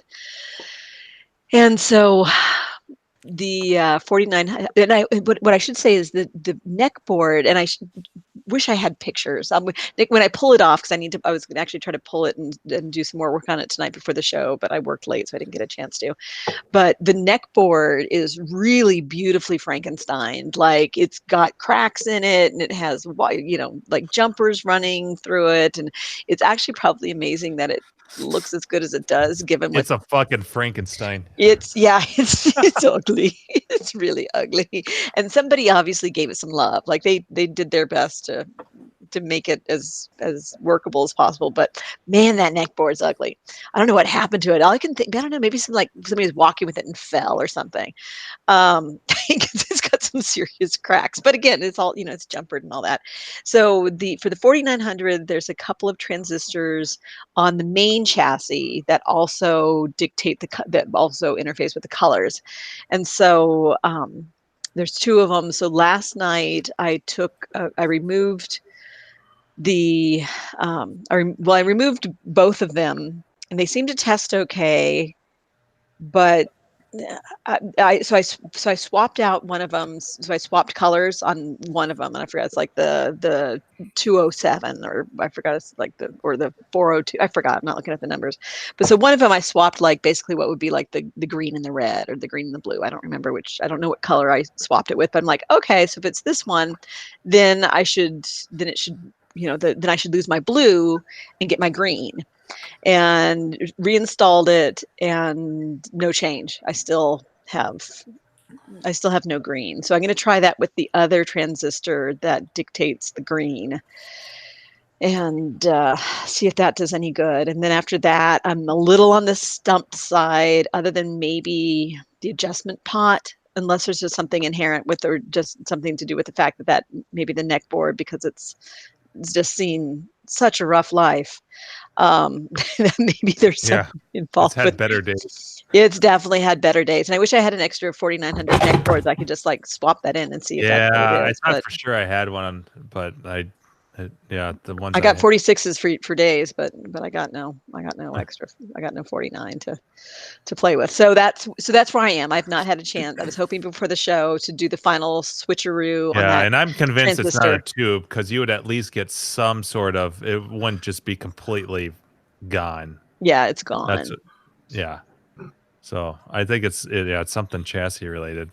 And I thought for sure it's just got to be one of those transistors, and maybe it still is. You still have the one, but I have one more to try. We've got Mr. Guru on the show, so so after I switch that around, I might be like, or guess what? Guess what's coming headed your way? Good girl discount. Yeah. Do you have time to repair 4900? It's been a lot done too. Yeah. No, pretty much. From what you described, you changed the transistor. Mm-hmm. For the most part, what you need to do is you need to ground the tab of the transistor to see if it turns it all one color. See if you have green at all. So just take a jumper wire to the frame, okay. Like an alligator clip, whatever, it doesn't matter. Yeah. And then touch the tab of the transistor. Oh, on the top. The heat sink will work just fine. But it doesn't have a metal tab. It's the little plastic. It's just this little. On a 74, 75. I'm sorry, which chassis was it? This is the 4900. Yeah, they have a metal tab on the top. No, on the very top. Okay, come on now. No, I can show you the transistor I'm talking about. Like I'm not.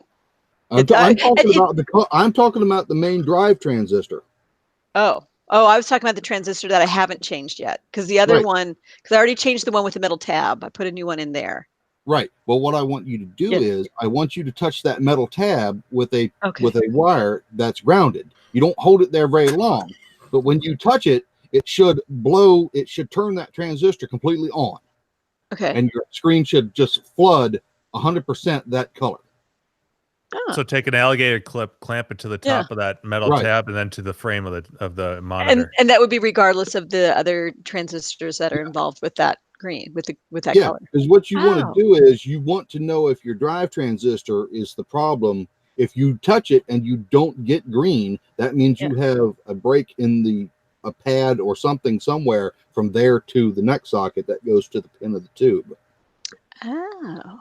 And I think he was saying like you just want to touch that, right? You don't want to like just throw an alligator clip on it. And No, you just alligator clip on one side, and one then you side, hold it with your right? hand And then and touch.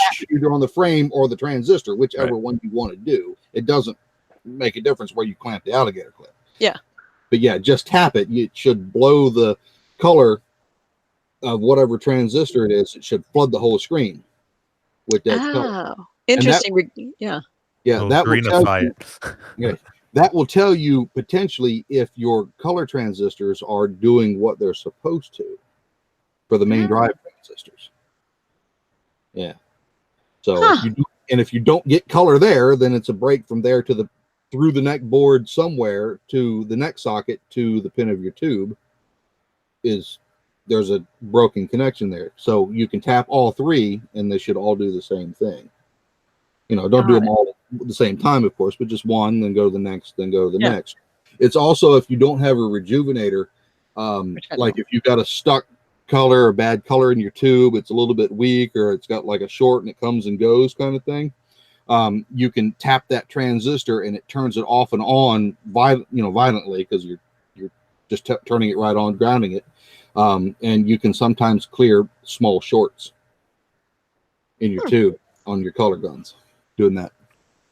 Oh, interesting. So it doesn't work all the time. It's just if you don't have a rejuvenator, you can try clearing shorts that way.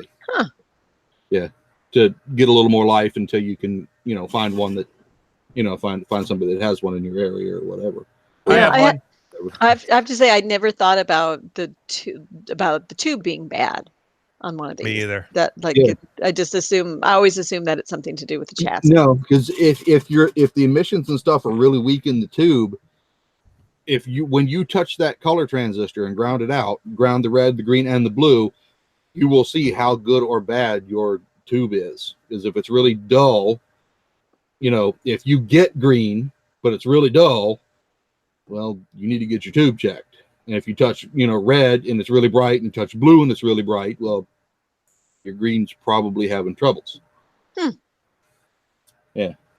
Interesting. Oh, that's pretty cool. Yeah, but if I had my webcam and stuff set up out there on my bench, I could show you how to do it. But I don't have it. I'm sitting in my other room right now, so and there might be some YouTube video out there where there probably is. It's one of those things that I would like to I get a bell ding.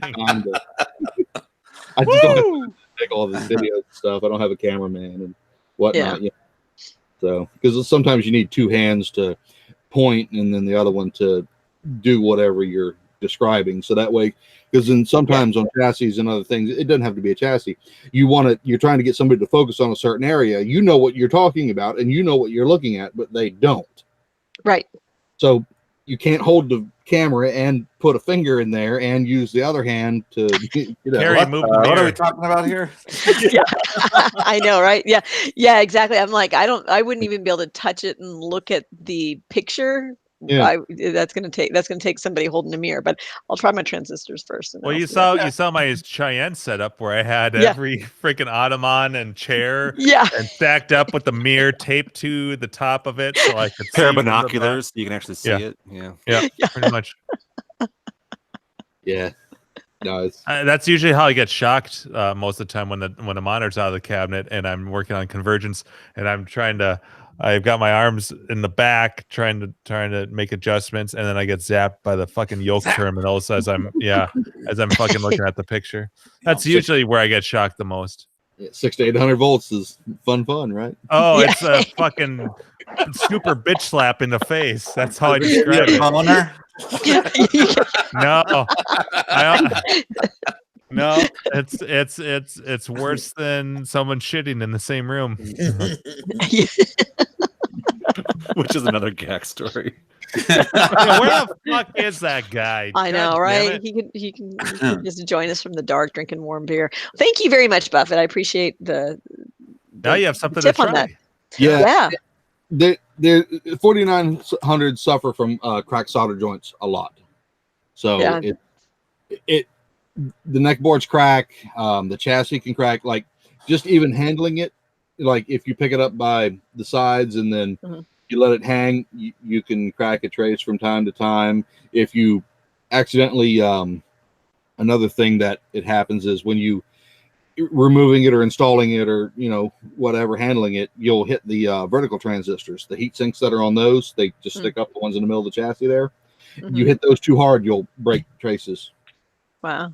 Pads. Yeah, they break pretty. Well, if you do end up with this one, you'll see it's definitely had whatever its life was before it came into my home. Jason Voorhees got a hold of it. It was pretty much. It was that neck board in particular. Like, it's not like a question of, is that a crack I see? It's more like, was someone practicing their karate chops with it? Like, it's fucking cracked. It's like this San Andreas fault of cracks and that board. Yeah, I wish I had the link. Yeah, I wish I had the link readily. But there's no K-Love thread that has one of my chassis in it. There, everybody was chiming in on their repairs and whatnot, and how many jumpers and stuff they had to put on the chassis or something, or it was one of my repairs or something that I did early on. But I put 19 jumpers on the main chassis, and I put 19 jumpers on the neck board. Oh my God. Yeah. That's insane. Good to work, yeah. Whatever it takes, as they say in Endgame. Yeah. Yeah, I wanted a challenge, and well, I got it. Yeah. But I sold the chassis, and somebody wanted to buy it, and I sold it, and I haven't heard back since, and that was over 10 years ago. So I guess it's still out there running. I guess. Yeah. I don't know who I sold it to or where it is now. I have no idea. But hopefully it's still running. Chris showed me. Chris Rhodes showed me one of his chassis. I forget what kind it was, but the main chassis, not the neck board. An entire entire corner was just gone. And he had transplanted a whole fucking section to this chassis, just transplanted it, and I couldn't believe. I was just like, wow, this thing just works, huh? And he told me his whole process and stuff, and it was about as clean as you could get, I suppose. But holy shit, I mean, that's above and beyond what I would be willing to do. I mean, I'd be happy to send him or Buffett a chassis to do that, but I'm not gonna fucking do it myself. Yeah. At a certain point, I'm like, no. Yeah, no, you gotta pick and choose your battles, and that's very true. They're tough, man. They are tough. So, like I said, people rocking in movie shows, people smoking in bed, people voting Republican. Give them a boot to the head. Yeah, I don't know. Yeah, those medium res are really hard. Like I say, the one I just did. People working on medium res. People fucking in bed. Yeah. People baking upper deckers. People getting boners from taking a shit. Give them a what? Boot to the head.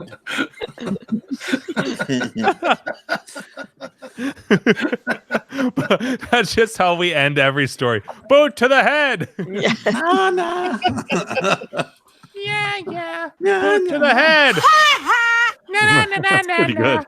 I wonder how many people that listen to this show, if they went and listened to the little skit of it, but starts before it. No. Taekwondo. Or listen to the full song.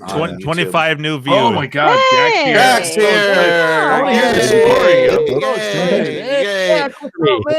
And that concludes our show. Thank you for coming. Thank you very much.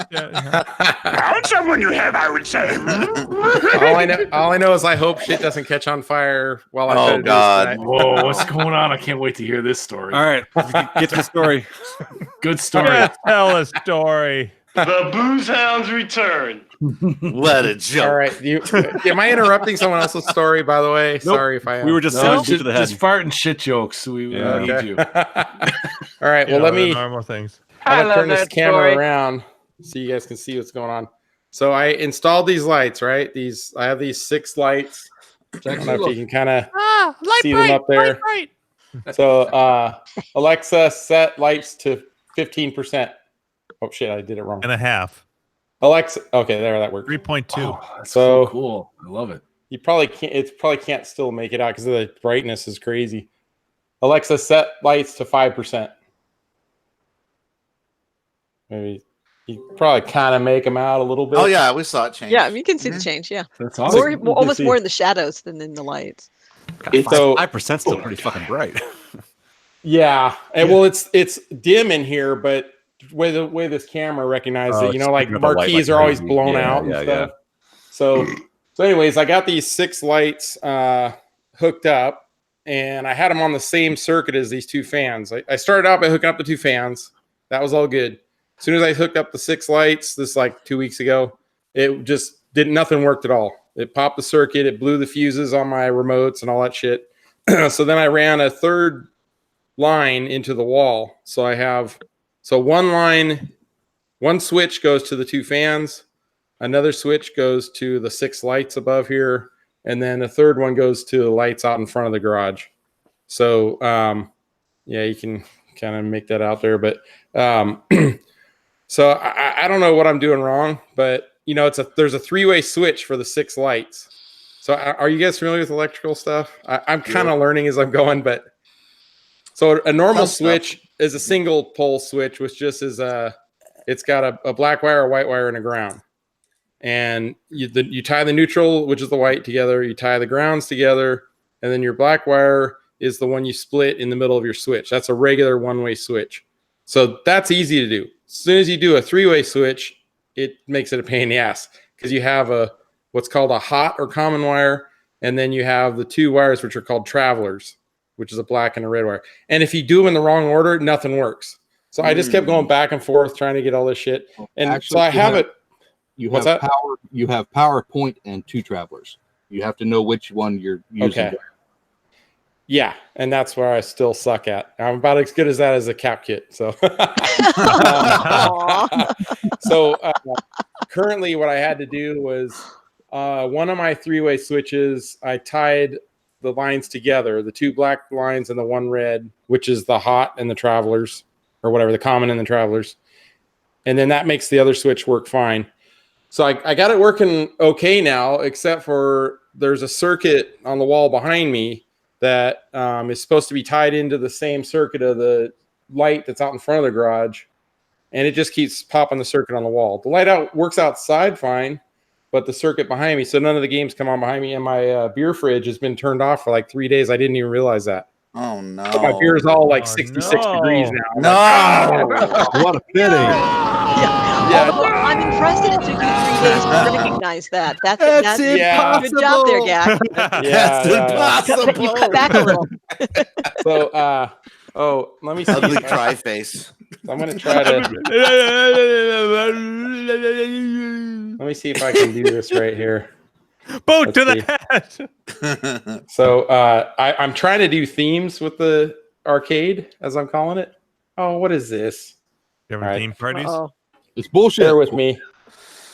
Wait, I can do it on my phone actually. You know, beer abuse. Every one of my fucking Guinness cans is like rounded on the bottom. It's like a weeble wobble. A weeble wobble. Oi, oi, oi. A ziggy zaggy. Okay. Ziggy, zaggy. Oh. No, oi, oi. We So- not the man show. Ziggy zaggy, ziggy zaggy. Let me see if I can do this right here. So we have routines. It's like somebody shipped this thing in a fucking box. So I don't know if you can. Is it too dark? Too bright? Let me see if I can turn down the brightness. Can't really read it, but Your camera just overcompensates. Yeah. So there you go. There you go. That's like podcast mode. If I press play on podcast mode, then that sets all my bulbs to 25% white. That should do it. Enabled. Alexa, enable podcast mode. Yeah, that's pretty much. So, if I do that, like Alexa, podcast mode. So see now, it brightened it up to 25%. But so here's the one I'm working on. So these ones here, if it works right. Let's see. Alexa, focus camera. Okay, so there it says play routine. So here you can kind of behind here is my Alexa. So I'll do play routine. So now it's blue in here, and then it's supposed to play a song. There we go. Oh, to the head. Yay. Yeah. So I'm trying to get it voice activated, but we'll go back here. So I have one here that's called Drinkers mode. Let's party. Oh, wow. Cute. Nice. Wow. Wait for the song. This one's for you. Oh yeah. Does that also turn up all your Nintendo games to like 500% volume, like Donkey Kong stuff that's right by the bar? Yeah. So I got all the. When I do Drinkers mode, it sets the lights to red. Oh, that's cool. And starts off with some old Motley Crue. So, anyways, Alexa, our podcast mode. Porno mode.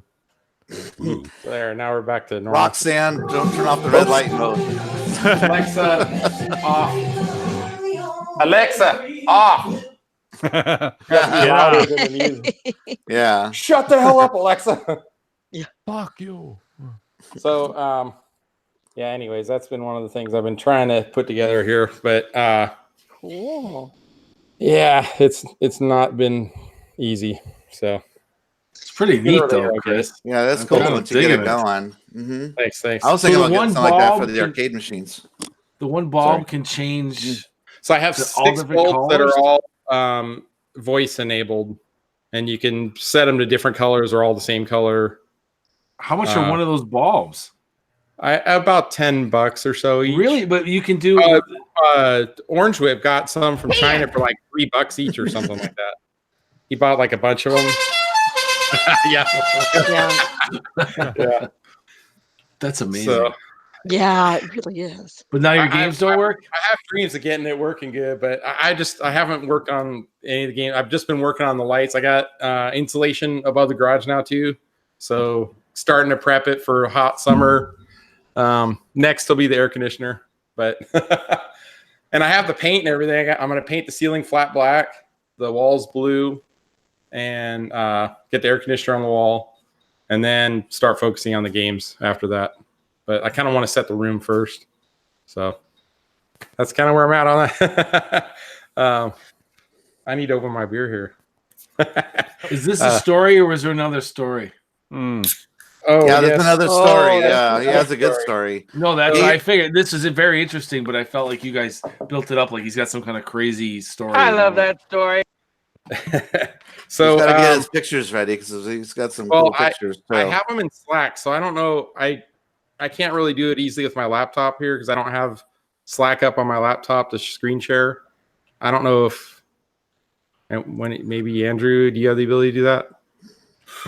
I'd be scared to screen share our Slack. Yeah. Don't do that. Let me see if I can just pull up the images.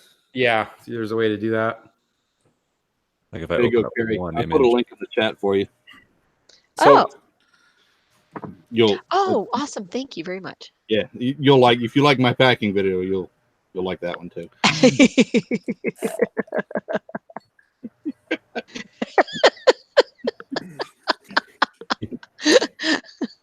I love your packing video. Oh, Jesus. Like this man has no hope for humanity. He's been disappointed deeply by many people. 6, 7, 8. All right. So good news is I think I can do it. We have exactly 8 images in here. Sounds about right. So maybe I'll kind of share the backstory before you show the pictures. Yeah. Let me figure out screen share here real quick. Turn off this fucking chat. Go ahead and start your story. So the story starts about with the picture here for a little bit, but yeah. The story starts about a week and a half ago. You know, even though I have too many games and I have too many other projects. Yes. Galaxy far, far away. Exactly. Yep. Yeah. So I'm always looking to see game deals. You know, we can't help it. It's just part of this affliction. But so about a week and a half ago, I saw on Craigslist, it was out of Chico, actually. Somebody, no pictures.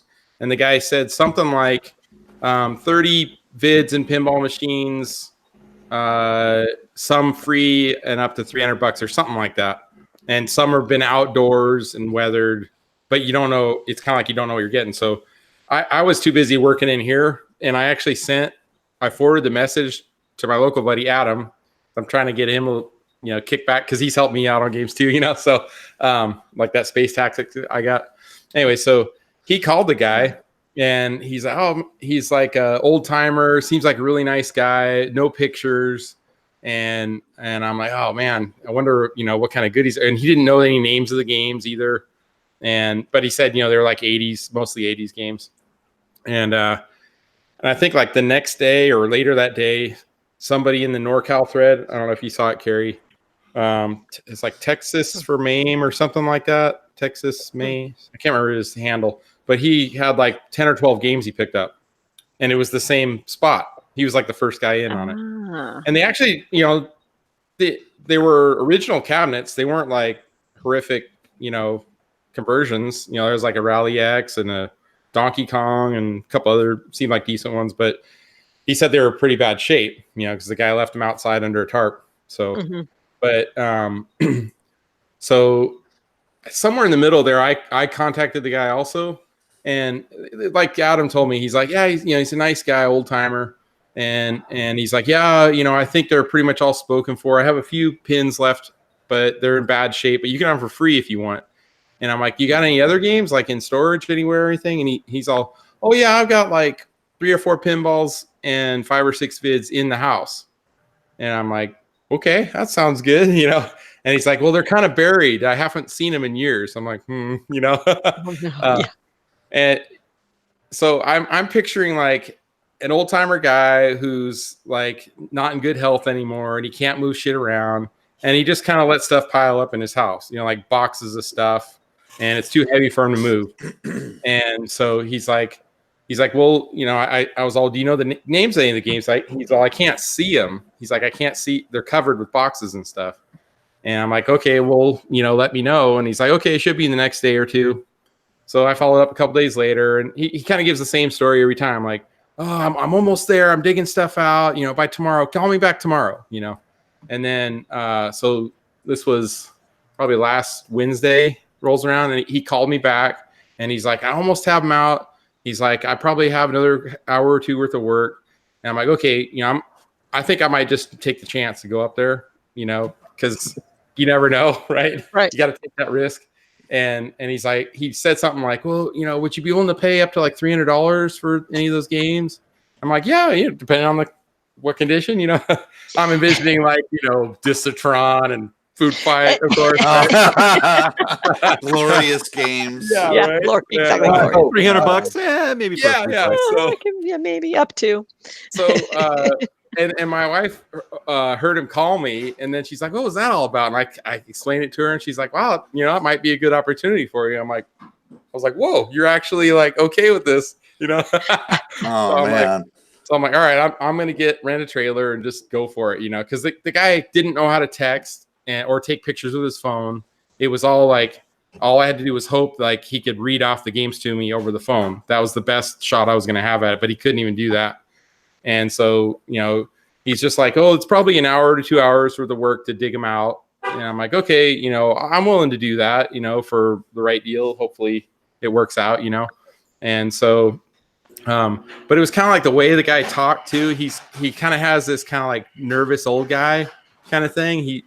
He's kind of like, yeah, the games, they're still kind of buried.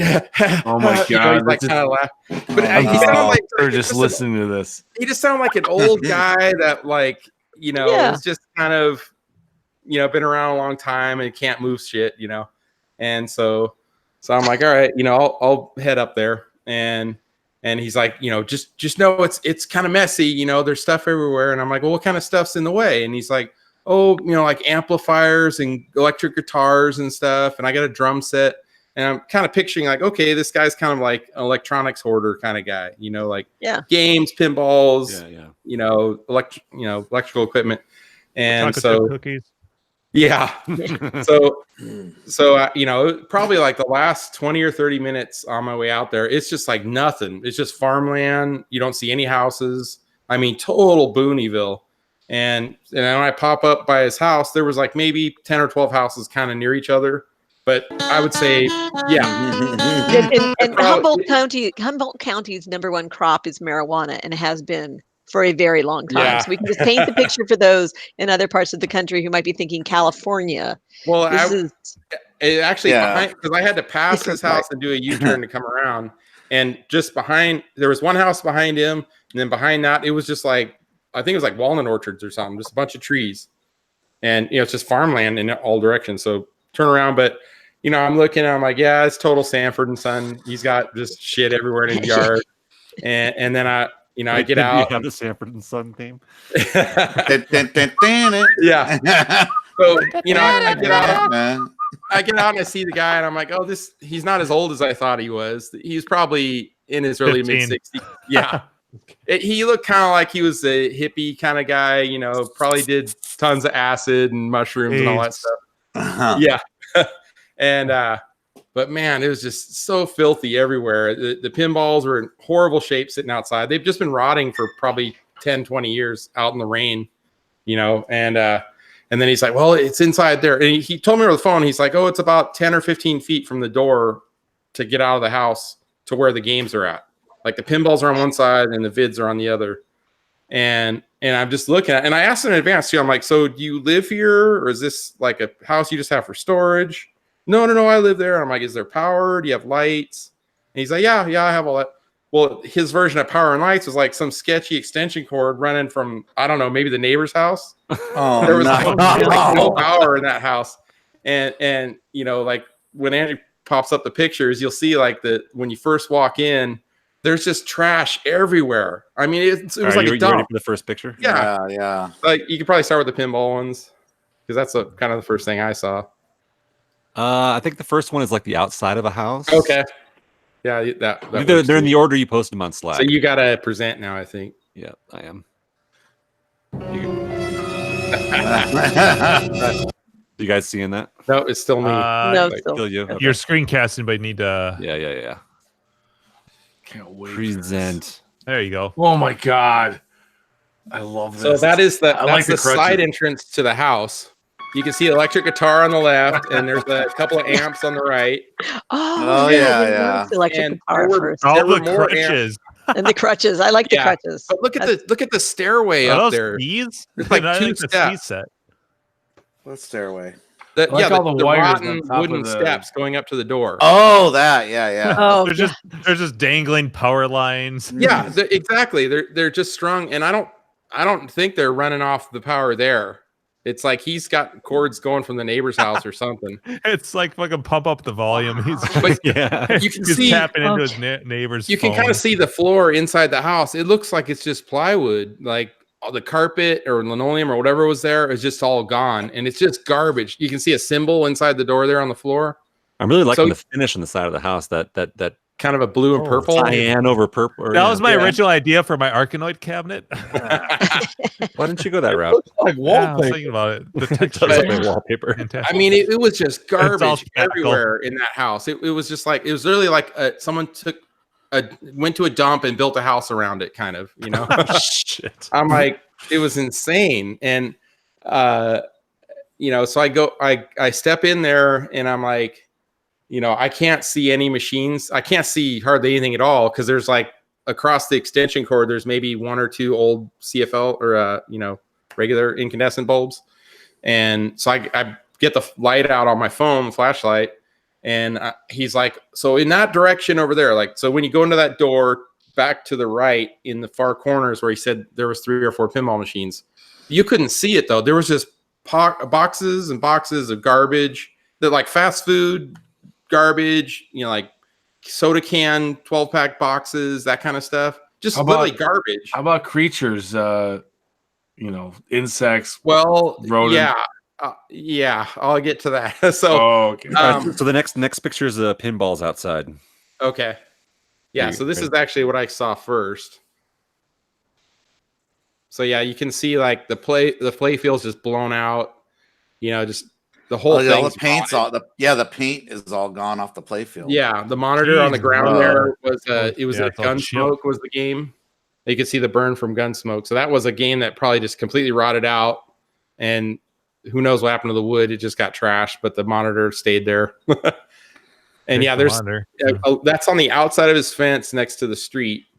Are all these pinballs there? So there's, if you're gonna go to the next couple pictures. So yeah, there's probably looks like a pretty sweet 8-track player there. Yeah, yeah. I'm sure it's firing right up. I just don't get it. Why do people let it he could have got money for it probably 15 years ago. Yeah, but why leave it just outside to get rained on? Yeah, exactly. Yeah, I mean, look at the corner. Close to us on the top. The top left. It's just fucking rot. But then you look at the art. The art on the next to it is like, wow, that looks great. It's like such a contrast. Yeah, it's such a shame. It adds to the heartbreak. Oh yeah. So you can see the bottom of the machine on the right there is just blown out. Just rotting, falling apart. So, and on the left there, you can see the fence line of his house that's towards the street. And in that backyard was a couple old school buses and just a bunch of shit. That sounds about right. Like trees growing out of the freaking hood of a car. Yeah. I think one of these, the pinball shot, you can see the rat's nest that was in it. It was probably sitting on the bottom. It wasn't standing upright like that. The bottom was, maybe he had legs on it and the legs rotted and fell off, and it just crashed down to the ground. I'm wondering I wonder if these were all in that house and then he just pulled them all out. There was no room. Oh, really? No, I meant at one time and he put them all out here. Yeah. Take them for the coin doors. Shredded paper or whatever that is. That's just a total rat nest. Oh, yuck. Yeah. And he's like, you can have all someone these. Wiped it off. He's basically like, you can have all these machines for free if you want. I'm like, no thanks. I'm not gonna haul away your garbage. Yeah. Much. I mean, if I had one of those pinballs and I was missing a ramp or something, maybe I'd tear it off there just to keep it, Yeah. But take the coin doors and a monitor. Get out of there. Yeah. That Vector game looks like it would be really fun. Looking pictures of it. The Vector pinball? Yeah. Looks like it's really fun. Yeah. Not the one he had. That's its own challenge all by itself. Man. So next photo is actually going into the house. Okay, so then this one will be this should be into the right. Actually, that's to the left. This is where the video games were at. So when I went to the pinball area first, I moved a few things. I moved to 3 or 4 bins outside, and he acted like he was going to help, but then he was just kind of directing me. He's like, "Can you get that one there?" He's like, my back doesn't work so well anymore. I see a crossbow. Yeah. So, so the pinballs, I couldn't find any pinballs. I stepped up and over garbage and looked around, and I'm like, "There's no pinballs back here unless you have them sitting on the floor." And he's like, "No, they're not down on the floor." And I'm like, "No way. If there's any pinballs, there's one without legs sitting on the floor." So I gave up digging over there, and then this was to the left. And I think that's kind of a doorway. And I believe that used to be a bedroom. So all the way at the back of that picture, you can kind of see a glass door. I think that's to a shower, maybe. Oh, all the way back. Really? Yeah. So that was I think a bedroom in the back corner of the house, and probably the master bedroom at one point. But yeah, so right there to the right is a crossbow. And I'm kind of thinking he said before, he's like, because I said, if I can get all of them out of there, I'll probably, give him an offer for all of his games. And then he's like, well, I do have one game that I used to love playing. You shoot a gun and you kill the one guy at the end. I really love that one. And of course, that's the one, crossbow. He's like, that one's not leaving. But I'm like, there's no way you could even get that out of there. And it would probably take 6 hours to get that out of there because what you can't see between where that picture is and the door to the side of the house, there's a full-size refrigerator that's probably hasn't been turned on in years, and it's probably full of rotten food. And then there's a metal garbage can in the hallway that he's like, you can't even move it. It's full of metal parts. So I'd have to dig all the metal parts out of the metal garbage can, a 55-gallon drum can, and then move that, and then move the fridge. And then maybe I could get to this spot, but you have to you can't just float that in the air over all the garbage. You got to clear all the garbage out of the way in order to slide it over. I mean, it was like, coin door height there. You can see that whole room is coin door height garbage on the floor. And so you can see the crossbow there. And then on the other side is some old EM shooter. Yep. And then I stepped over on that garbage because I could make out a game to the left. This is just kind of like with a flash on my phone, but you can see like a white cord there coming down the middle. Mm-hmm. That's some other extension cord, like for his quote unquote lighting. But so I think the next shot or 2 shots later, you can see the other. Yeah, so right there. So can you make out the yellow machine there? That Bagman? So that's Bagman, yeah. But that's like probably 8 feet back from the hallway or so. How much do you want Bagman? Yeah, exactly. Oh, and by the way, when I stepped in, and so this is from the hallway before I stepped in, like I just reached out and took a picture. But when I stepped in there, because I could see another game to the left of it, but it was painted black. I couldn't tell what it was. But I took like 2 or 3 steps into that room on the garbage. But you can see like the soda can boxes and stuff. Yeah. But there's just shit like that everywhere. There's garbage. It's like, my God. It takes you forever to get it out. So it's not even worth whatever it is. When I took like 2 or 3 steps in there, I think maybe I kind of agitated the garbage. And then I caught a whiff and I'm like, my God, it was just like rat piss. It just reeked of rat piss in that room. Yeah. My favorite cologne. Yeah, right? Give you a boner. It gives me a semi-chubby. Yeah, gotta be shit.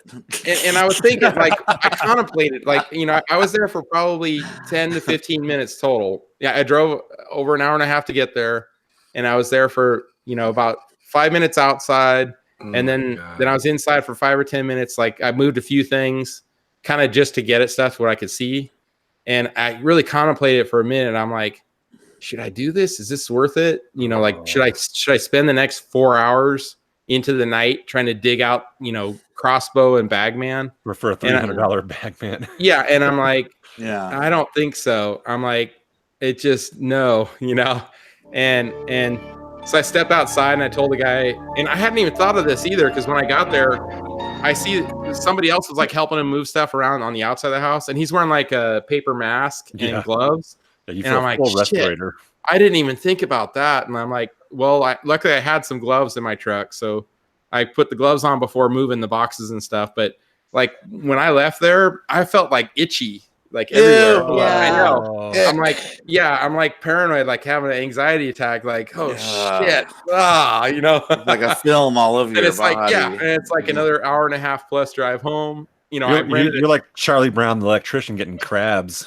Yeah. And so I just told the guy, I'm like, I don't think I can do this. He's like, oh, but really, I don't think it'd be like maybe an hour or 2. Like he's like talking like that. He's like, oh, we as soon as we get outside, it will be okay. Like he's a nice guy. He was non-threatening. The guy's like cheese. Yeah, exactly. And but I'm like, I was all when he said earlier too, when we first went in there, he's like, now is this probably the worst house you've ever seen? And he's all, be honest with me. And I'm like, yeah. But at least he recognized it, but I was just like, there's no way I'm gonna try to spend half the night trying to dig that out. And I said, honestly, it's probably gonna take you all week to try to get these games out. And I said, keep me in mind, give me a call when you get them outside. and then you can just read off the names of the games once you have them outside, and I'll consider it. But I don't even know now, thinking about it more, like just how badly they are. I'm sure there's like, rats. How they'd smell in your garage. Exactly. Like it would be one thing if you had an outdoor storage space, you could try to like, although how much can you even ever get rid of all that smell? I know. Yeah.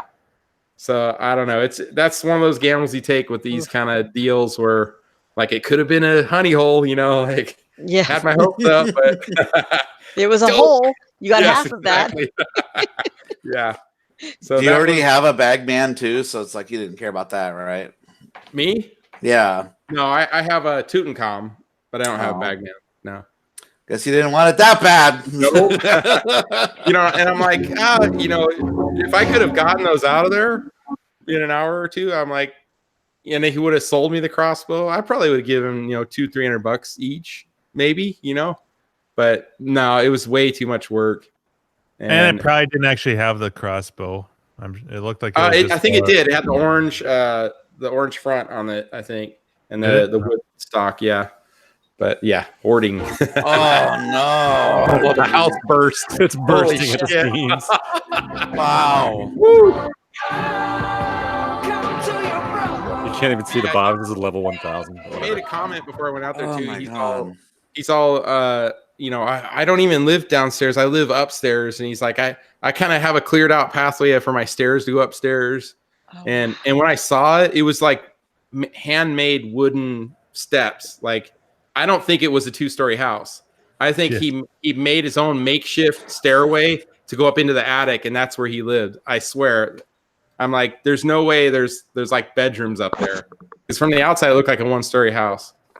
Was he missing any teeth? I tried not to look too close. I don't know. Yeah. He just had kind of gray hair, kind of curly, frizzy, look. And you drove an hour and a half just to get there? Yeah. With your trailer? And I rented a trailer, yeah. You rented a trailer? And you paid to go there. That's yeah. Had the hour and a half drive back home, and then I had to drop the trailer off. So yeah. Empty trailer both ways. Oh well, Oh, yeah. I've had more than enough. That's better than the alternative. Yeah. Worse. Yeah, I think could have been worse. She could have gone home with that shit. Yeah. Right. Right. Yeah. Oh. My wife was even texting me like right about the time I got there. She's like, "Show me some pictures of the games when you get them loaded up." And I'm kind of like, I think I'm just gonna call her when I'm like halfway home. Here's the photo. Yeah. You want to see the money shot. Yeah. But it was like, it just the combo of the other games that the other guy hauled that looked pretty decent. I mean, they were water damage at the bottom, but like I said, there was like a Rally X, a Donkey Kong, a couple others, but he had like 10 or 12 machines. And so I'm like, this is promising. He'll have the ones inside will be in better shape because they're kept inside and probably the same era, And then just talking to the guy, he sounded like a nice guy, and he was, but man, he was not honest about how he's like, picture a garbage heap, a dump. And that's what I have. People have a really bad habit of that, though. The stuff that they own, they think it's in great shape and has a ton of value. I mean, hoarders, that's one of the things they have is like they think that everything they have, including kind of the garbage, is like hugely valuable. Yeah. Or I could fix it and then it'll be valuable. Right. Yeah. There's value there. One way. A lot of that. He had a drum set right inside the door on the right, and it looked like it was probably a decent drum set when he stored it in there, but it was covered with garbage. I mean, there's like, you could just see like crumbs of food and who knows, rat droppings, I'm sure. No one's going to want that drum set now, Oh, gross. I'm getting itchy just thinking about this. Yes. Yeah. You're all over me. Get it wrong. As soon as I got home, I took my shoes off in the garage. I went right to the laundry room. All the clothes went right into the washer. And I went into the fire. Right into the barrel. In fact, you take your clothes off outside. You don't want to bring any bugs into your house. Yeah. And I just had this kind of like weird, kind of itchy feeling the whole drive home, like just like lice. Yeah. You're gonna have to bug bomb your truck. Yeah, that's so gross. Yeah, I can't. I'm like, I let my stuff go a little bit, but it's still somewhat organized, But that just it's just garbage. Like, have you ever like had a thing where you guys have taken a machine home, you have it in the back of your SUV or your van or whatever, and as you're driving, do you hear like little scurrying sounds, like there's an animal in there? Oh God! Wouldn't that be awful? Now I will. No. Yeah. Hold on, my dog. I'm just gonna go. Damn it, Doc. Yeah. Damn it, Steve. That'd be bad. I'd be so torn with that too, because it's like, what do? It's like, oh fuck, do you leave it outside? Well, you can't leave it outside. You cover it, and then that's how it starts, right? That's how you end up with a bunch of games in your back fucking yard covered in tarps. Yeah. Yeah. It all makes sense now. Oh, Yeah, is our friend down there, Carrie. his house. Carrie's gonna tell us something real quick. Hold on. Oh, go ahead. Carrie. Well, wasn't that I was on when we were talking about that. I was going to say I have had it where after I've loaded up a game and started to drive away, I've kind of done this and realized that it's like because you don't notice when you're there, but then when it's in the confines of your car, you're like, oh, you smell it. Yeah, this is a little difference. Yeah. Oops. I wonder how this is going to go in the garage. Yeah. Oh man, and much less than even considering bringing it in the house. Right? Yeah. Especially now that you have a nice game room. That's not so garage-esque. Yeah. With your last one. I don't want any funky odors in here. No. Funky butt loving. Did you just say funky butt loving? Yeah, so that was my fun story for Wow. last week. That's crazy. That's one hell of a story, Gak. Yes.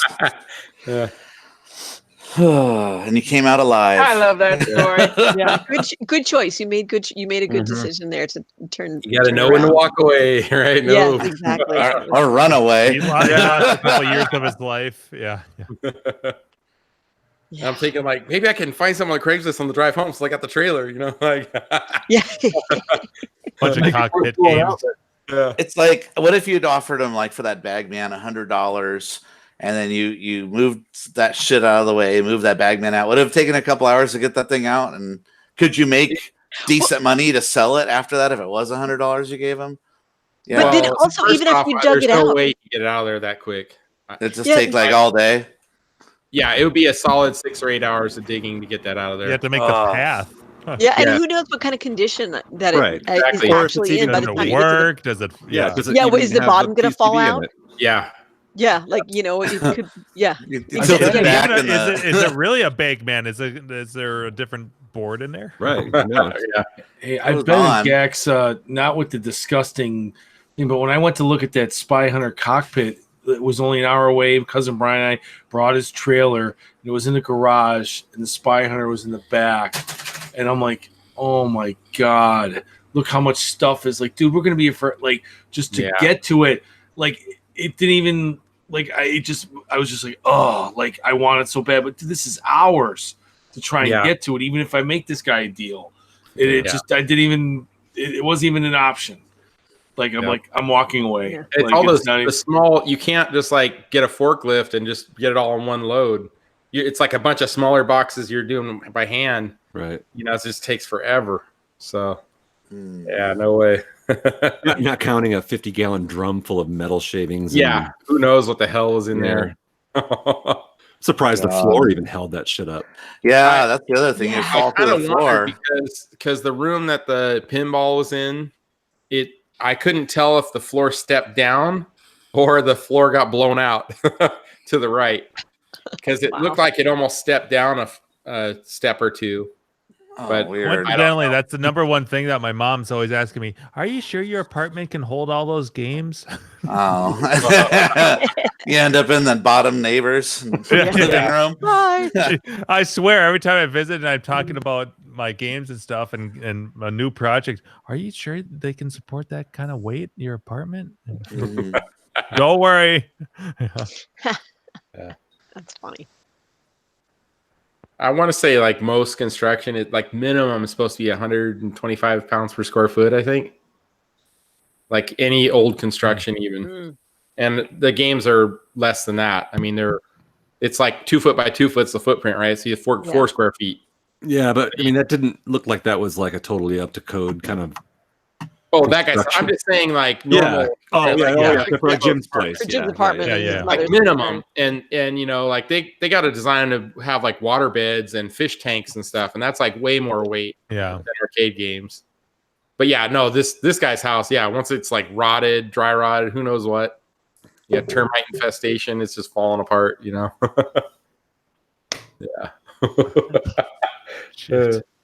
Jesus. Yep, gotta love it. So what else is new? Anything with you guys? I missed the first hour and a half. Well, I don't know, 90 minutes worth of Yeah. I told some boring project updates about my arcade recording streaming thing. Carrie talked about a monitor with Buffett for a bit, and yes, and here we are. That 4900 that vexes me. And yep. I suppose we could plug Grinkers at some point. Yeah, but we don't have to. No one's jumping on it, so it's, Are we closing in on 100 people? Yay, Grinkers! Yeah. Well, Grinkers pretty much plugs itself. Yeah, plug itself. Yeah, you know, it's freaking amazing. Have we got up to 100 yet? Good question. Check. So, Mock, have you tried getting that? We haven't gotten that many. We haven't gotten many new getting the what? The ROM file for the AKR. No. Here's the thing: is that I've already done a meme update about a year or two ago, and it broke so many games, and I had to go out and search the new ROM release for them. It's such a hassle. Yeah, it's got to pain to customize every game. Yeah, with your and well, you can save those files and bring them over. Usually, if it's the same build, just the newer version. But yeah, but you keep adding steering wheels and stuff, and yeah, it throws things off. Yeah, but every time I update my MAME, it breaks a whole bunch of other MAME games. So it's just like I'm just gonna stick with what I have for now. And yeah, but if you're gonna play it, it's better just 8,000 games is enough. Play it by itself, right? Play it by itself, with the new version of MAME, without adding all your new MAME games to it. Yeah. So no, I haven't tried that game out yet. It looks interesting though. Definitely got heated though. A lot of people going back and forth talking about intellectual properties and people get all upset. Somebody rip off the ethic and morality. Yeah. So. Oh, brother. Yeah. It's Carrie not played right. a good amount of Lizard Wizard this weekend. So. I did play. Yes, I wish that Crafty was here. Yeah, Lizard Wizard was fun. It's cool. Yeah, I know. You dick. The graphics are bad and it's awesome. Like it just feels so. And I think it was like a 1985 game, which kind of surprised me because it felt like it should have been maybe earlier.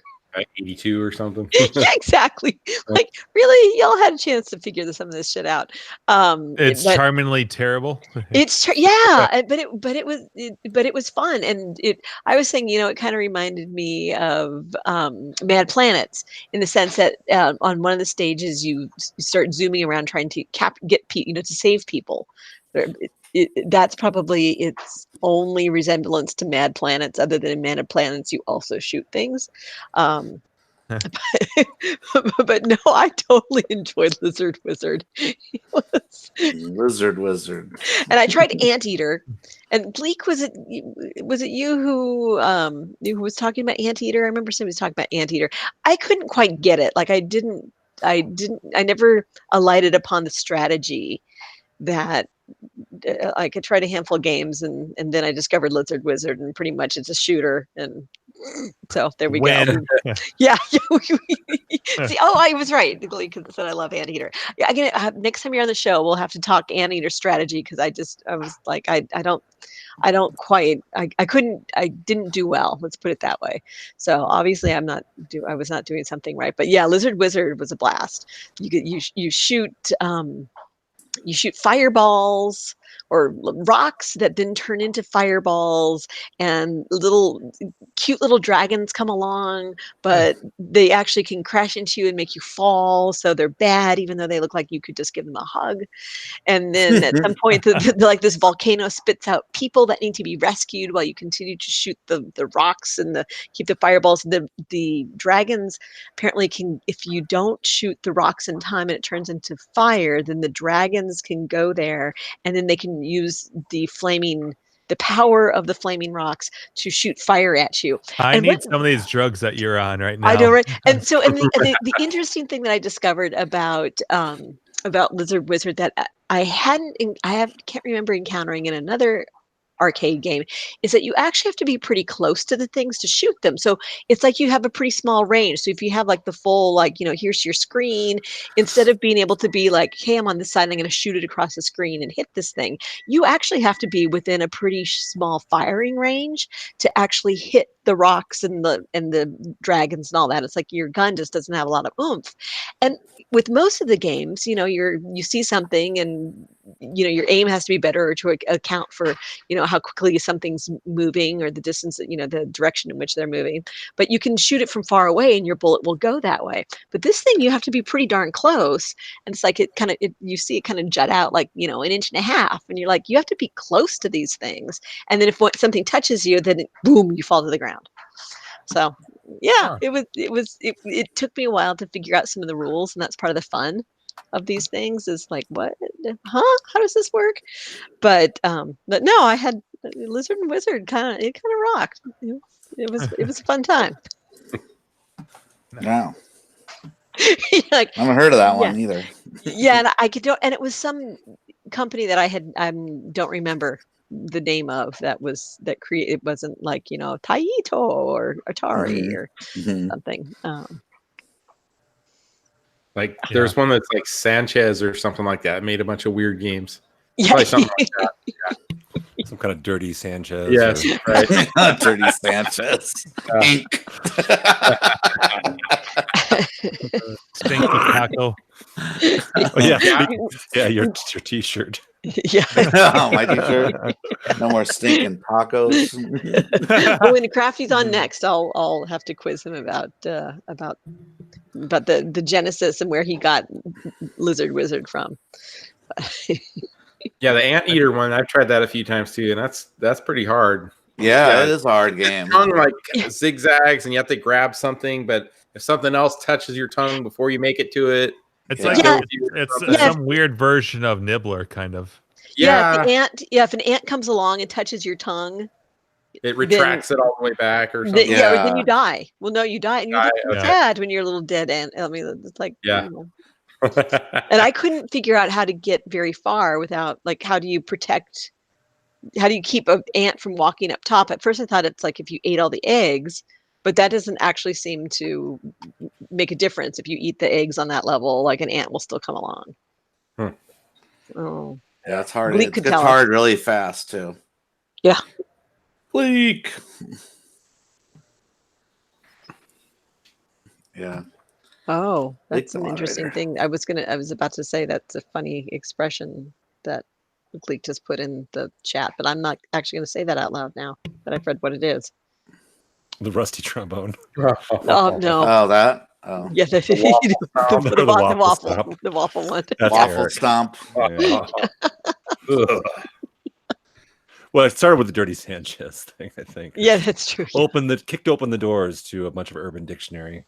Yeah. Yeah. Oh, that's gross. Well, I don't know what waffle stomp. That's a new one for me. Yeah. Yeah. It makes sense though. It's like a terrible Play-Doh fun factory. Yeah. Down your drain. It's star-shaped.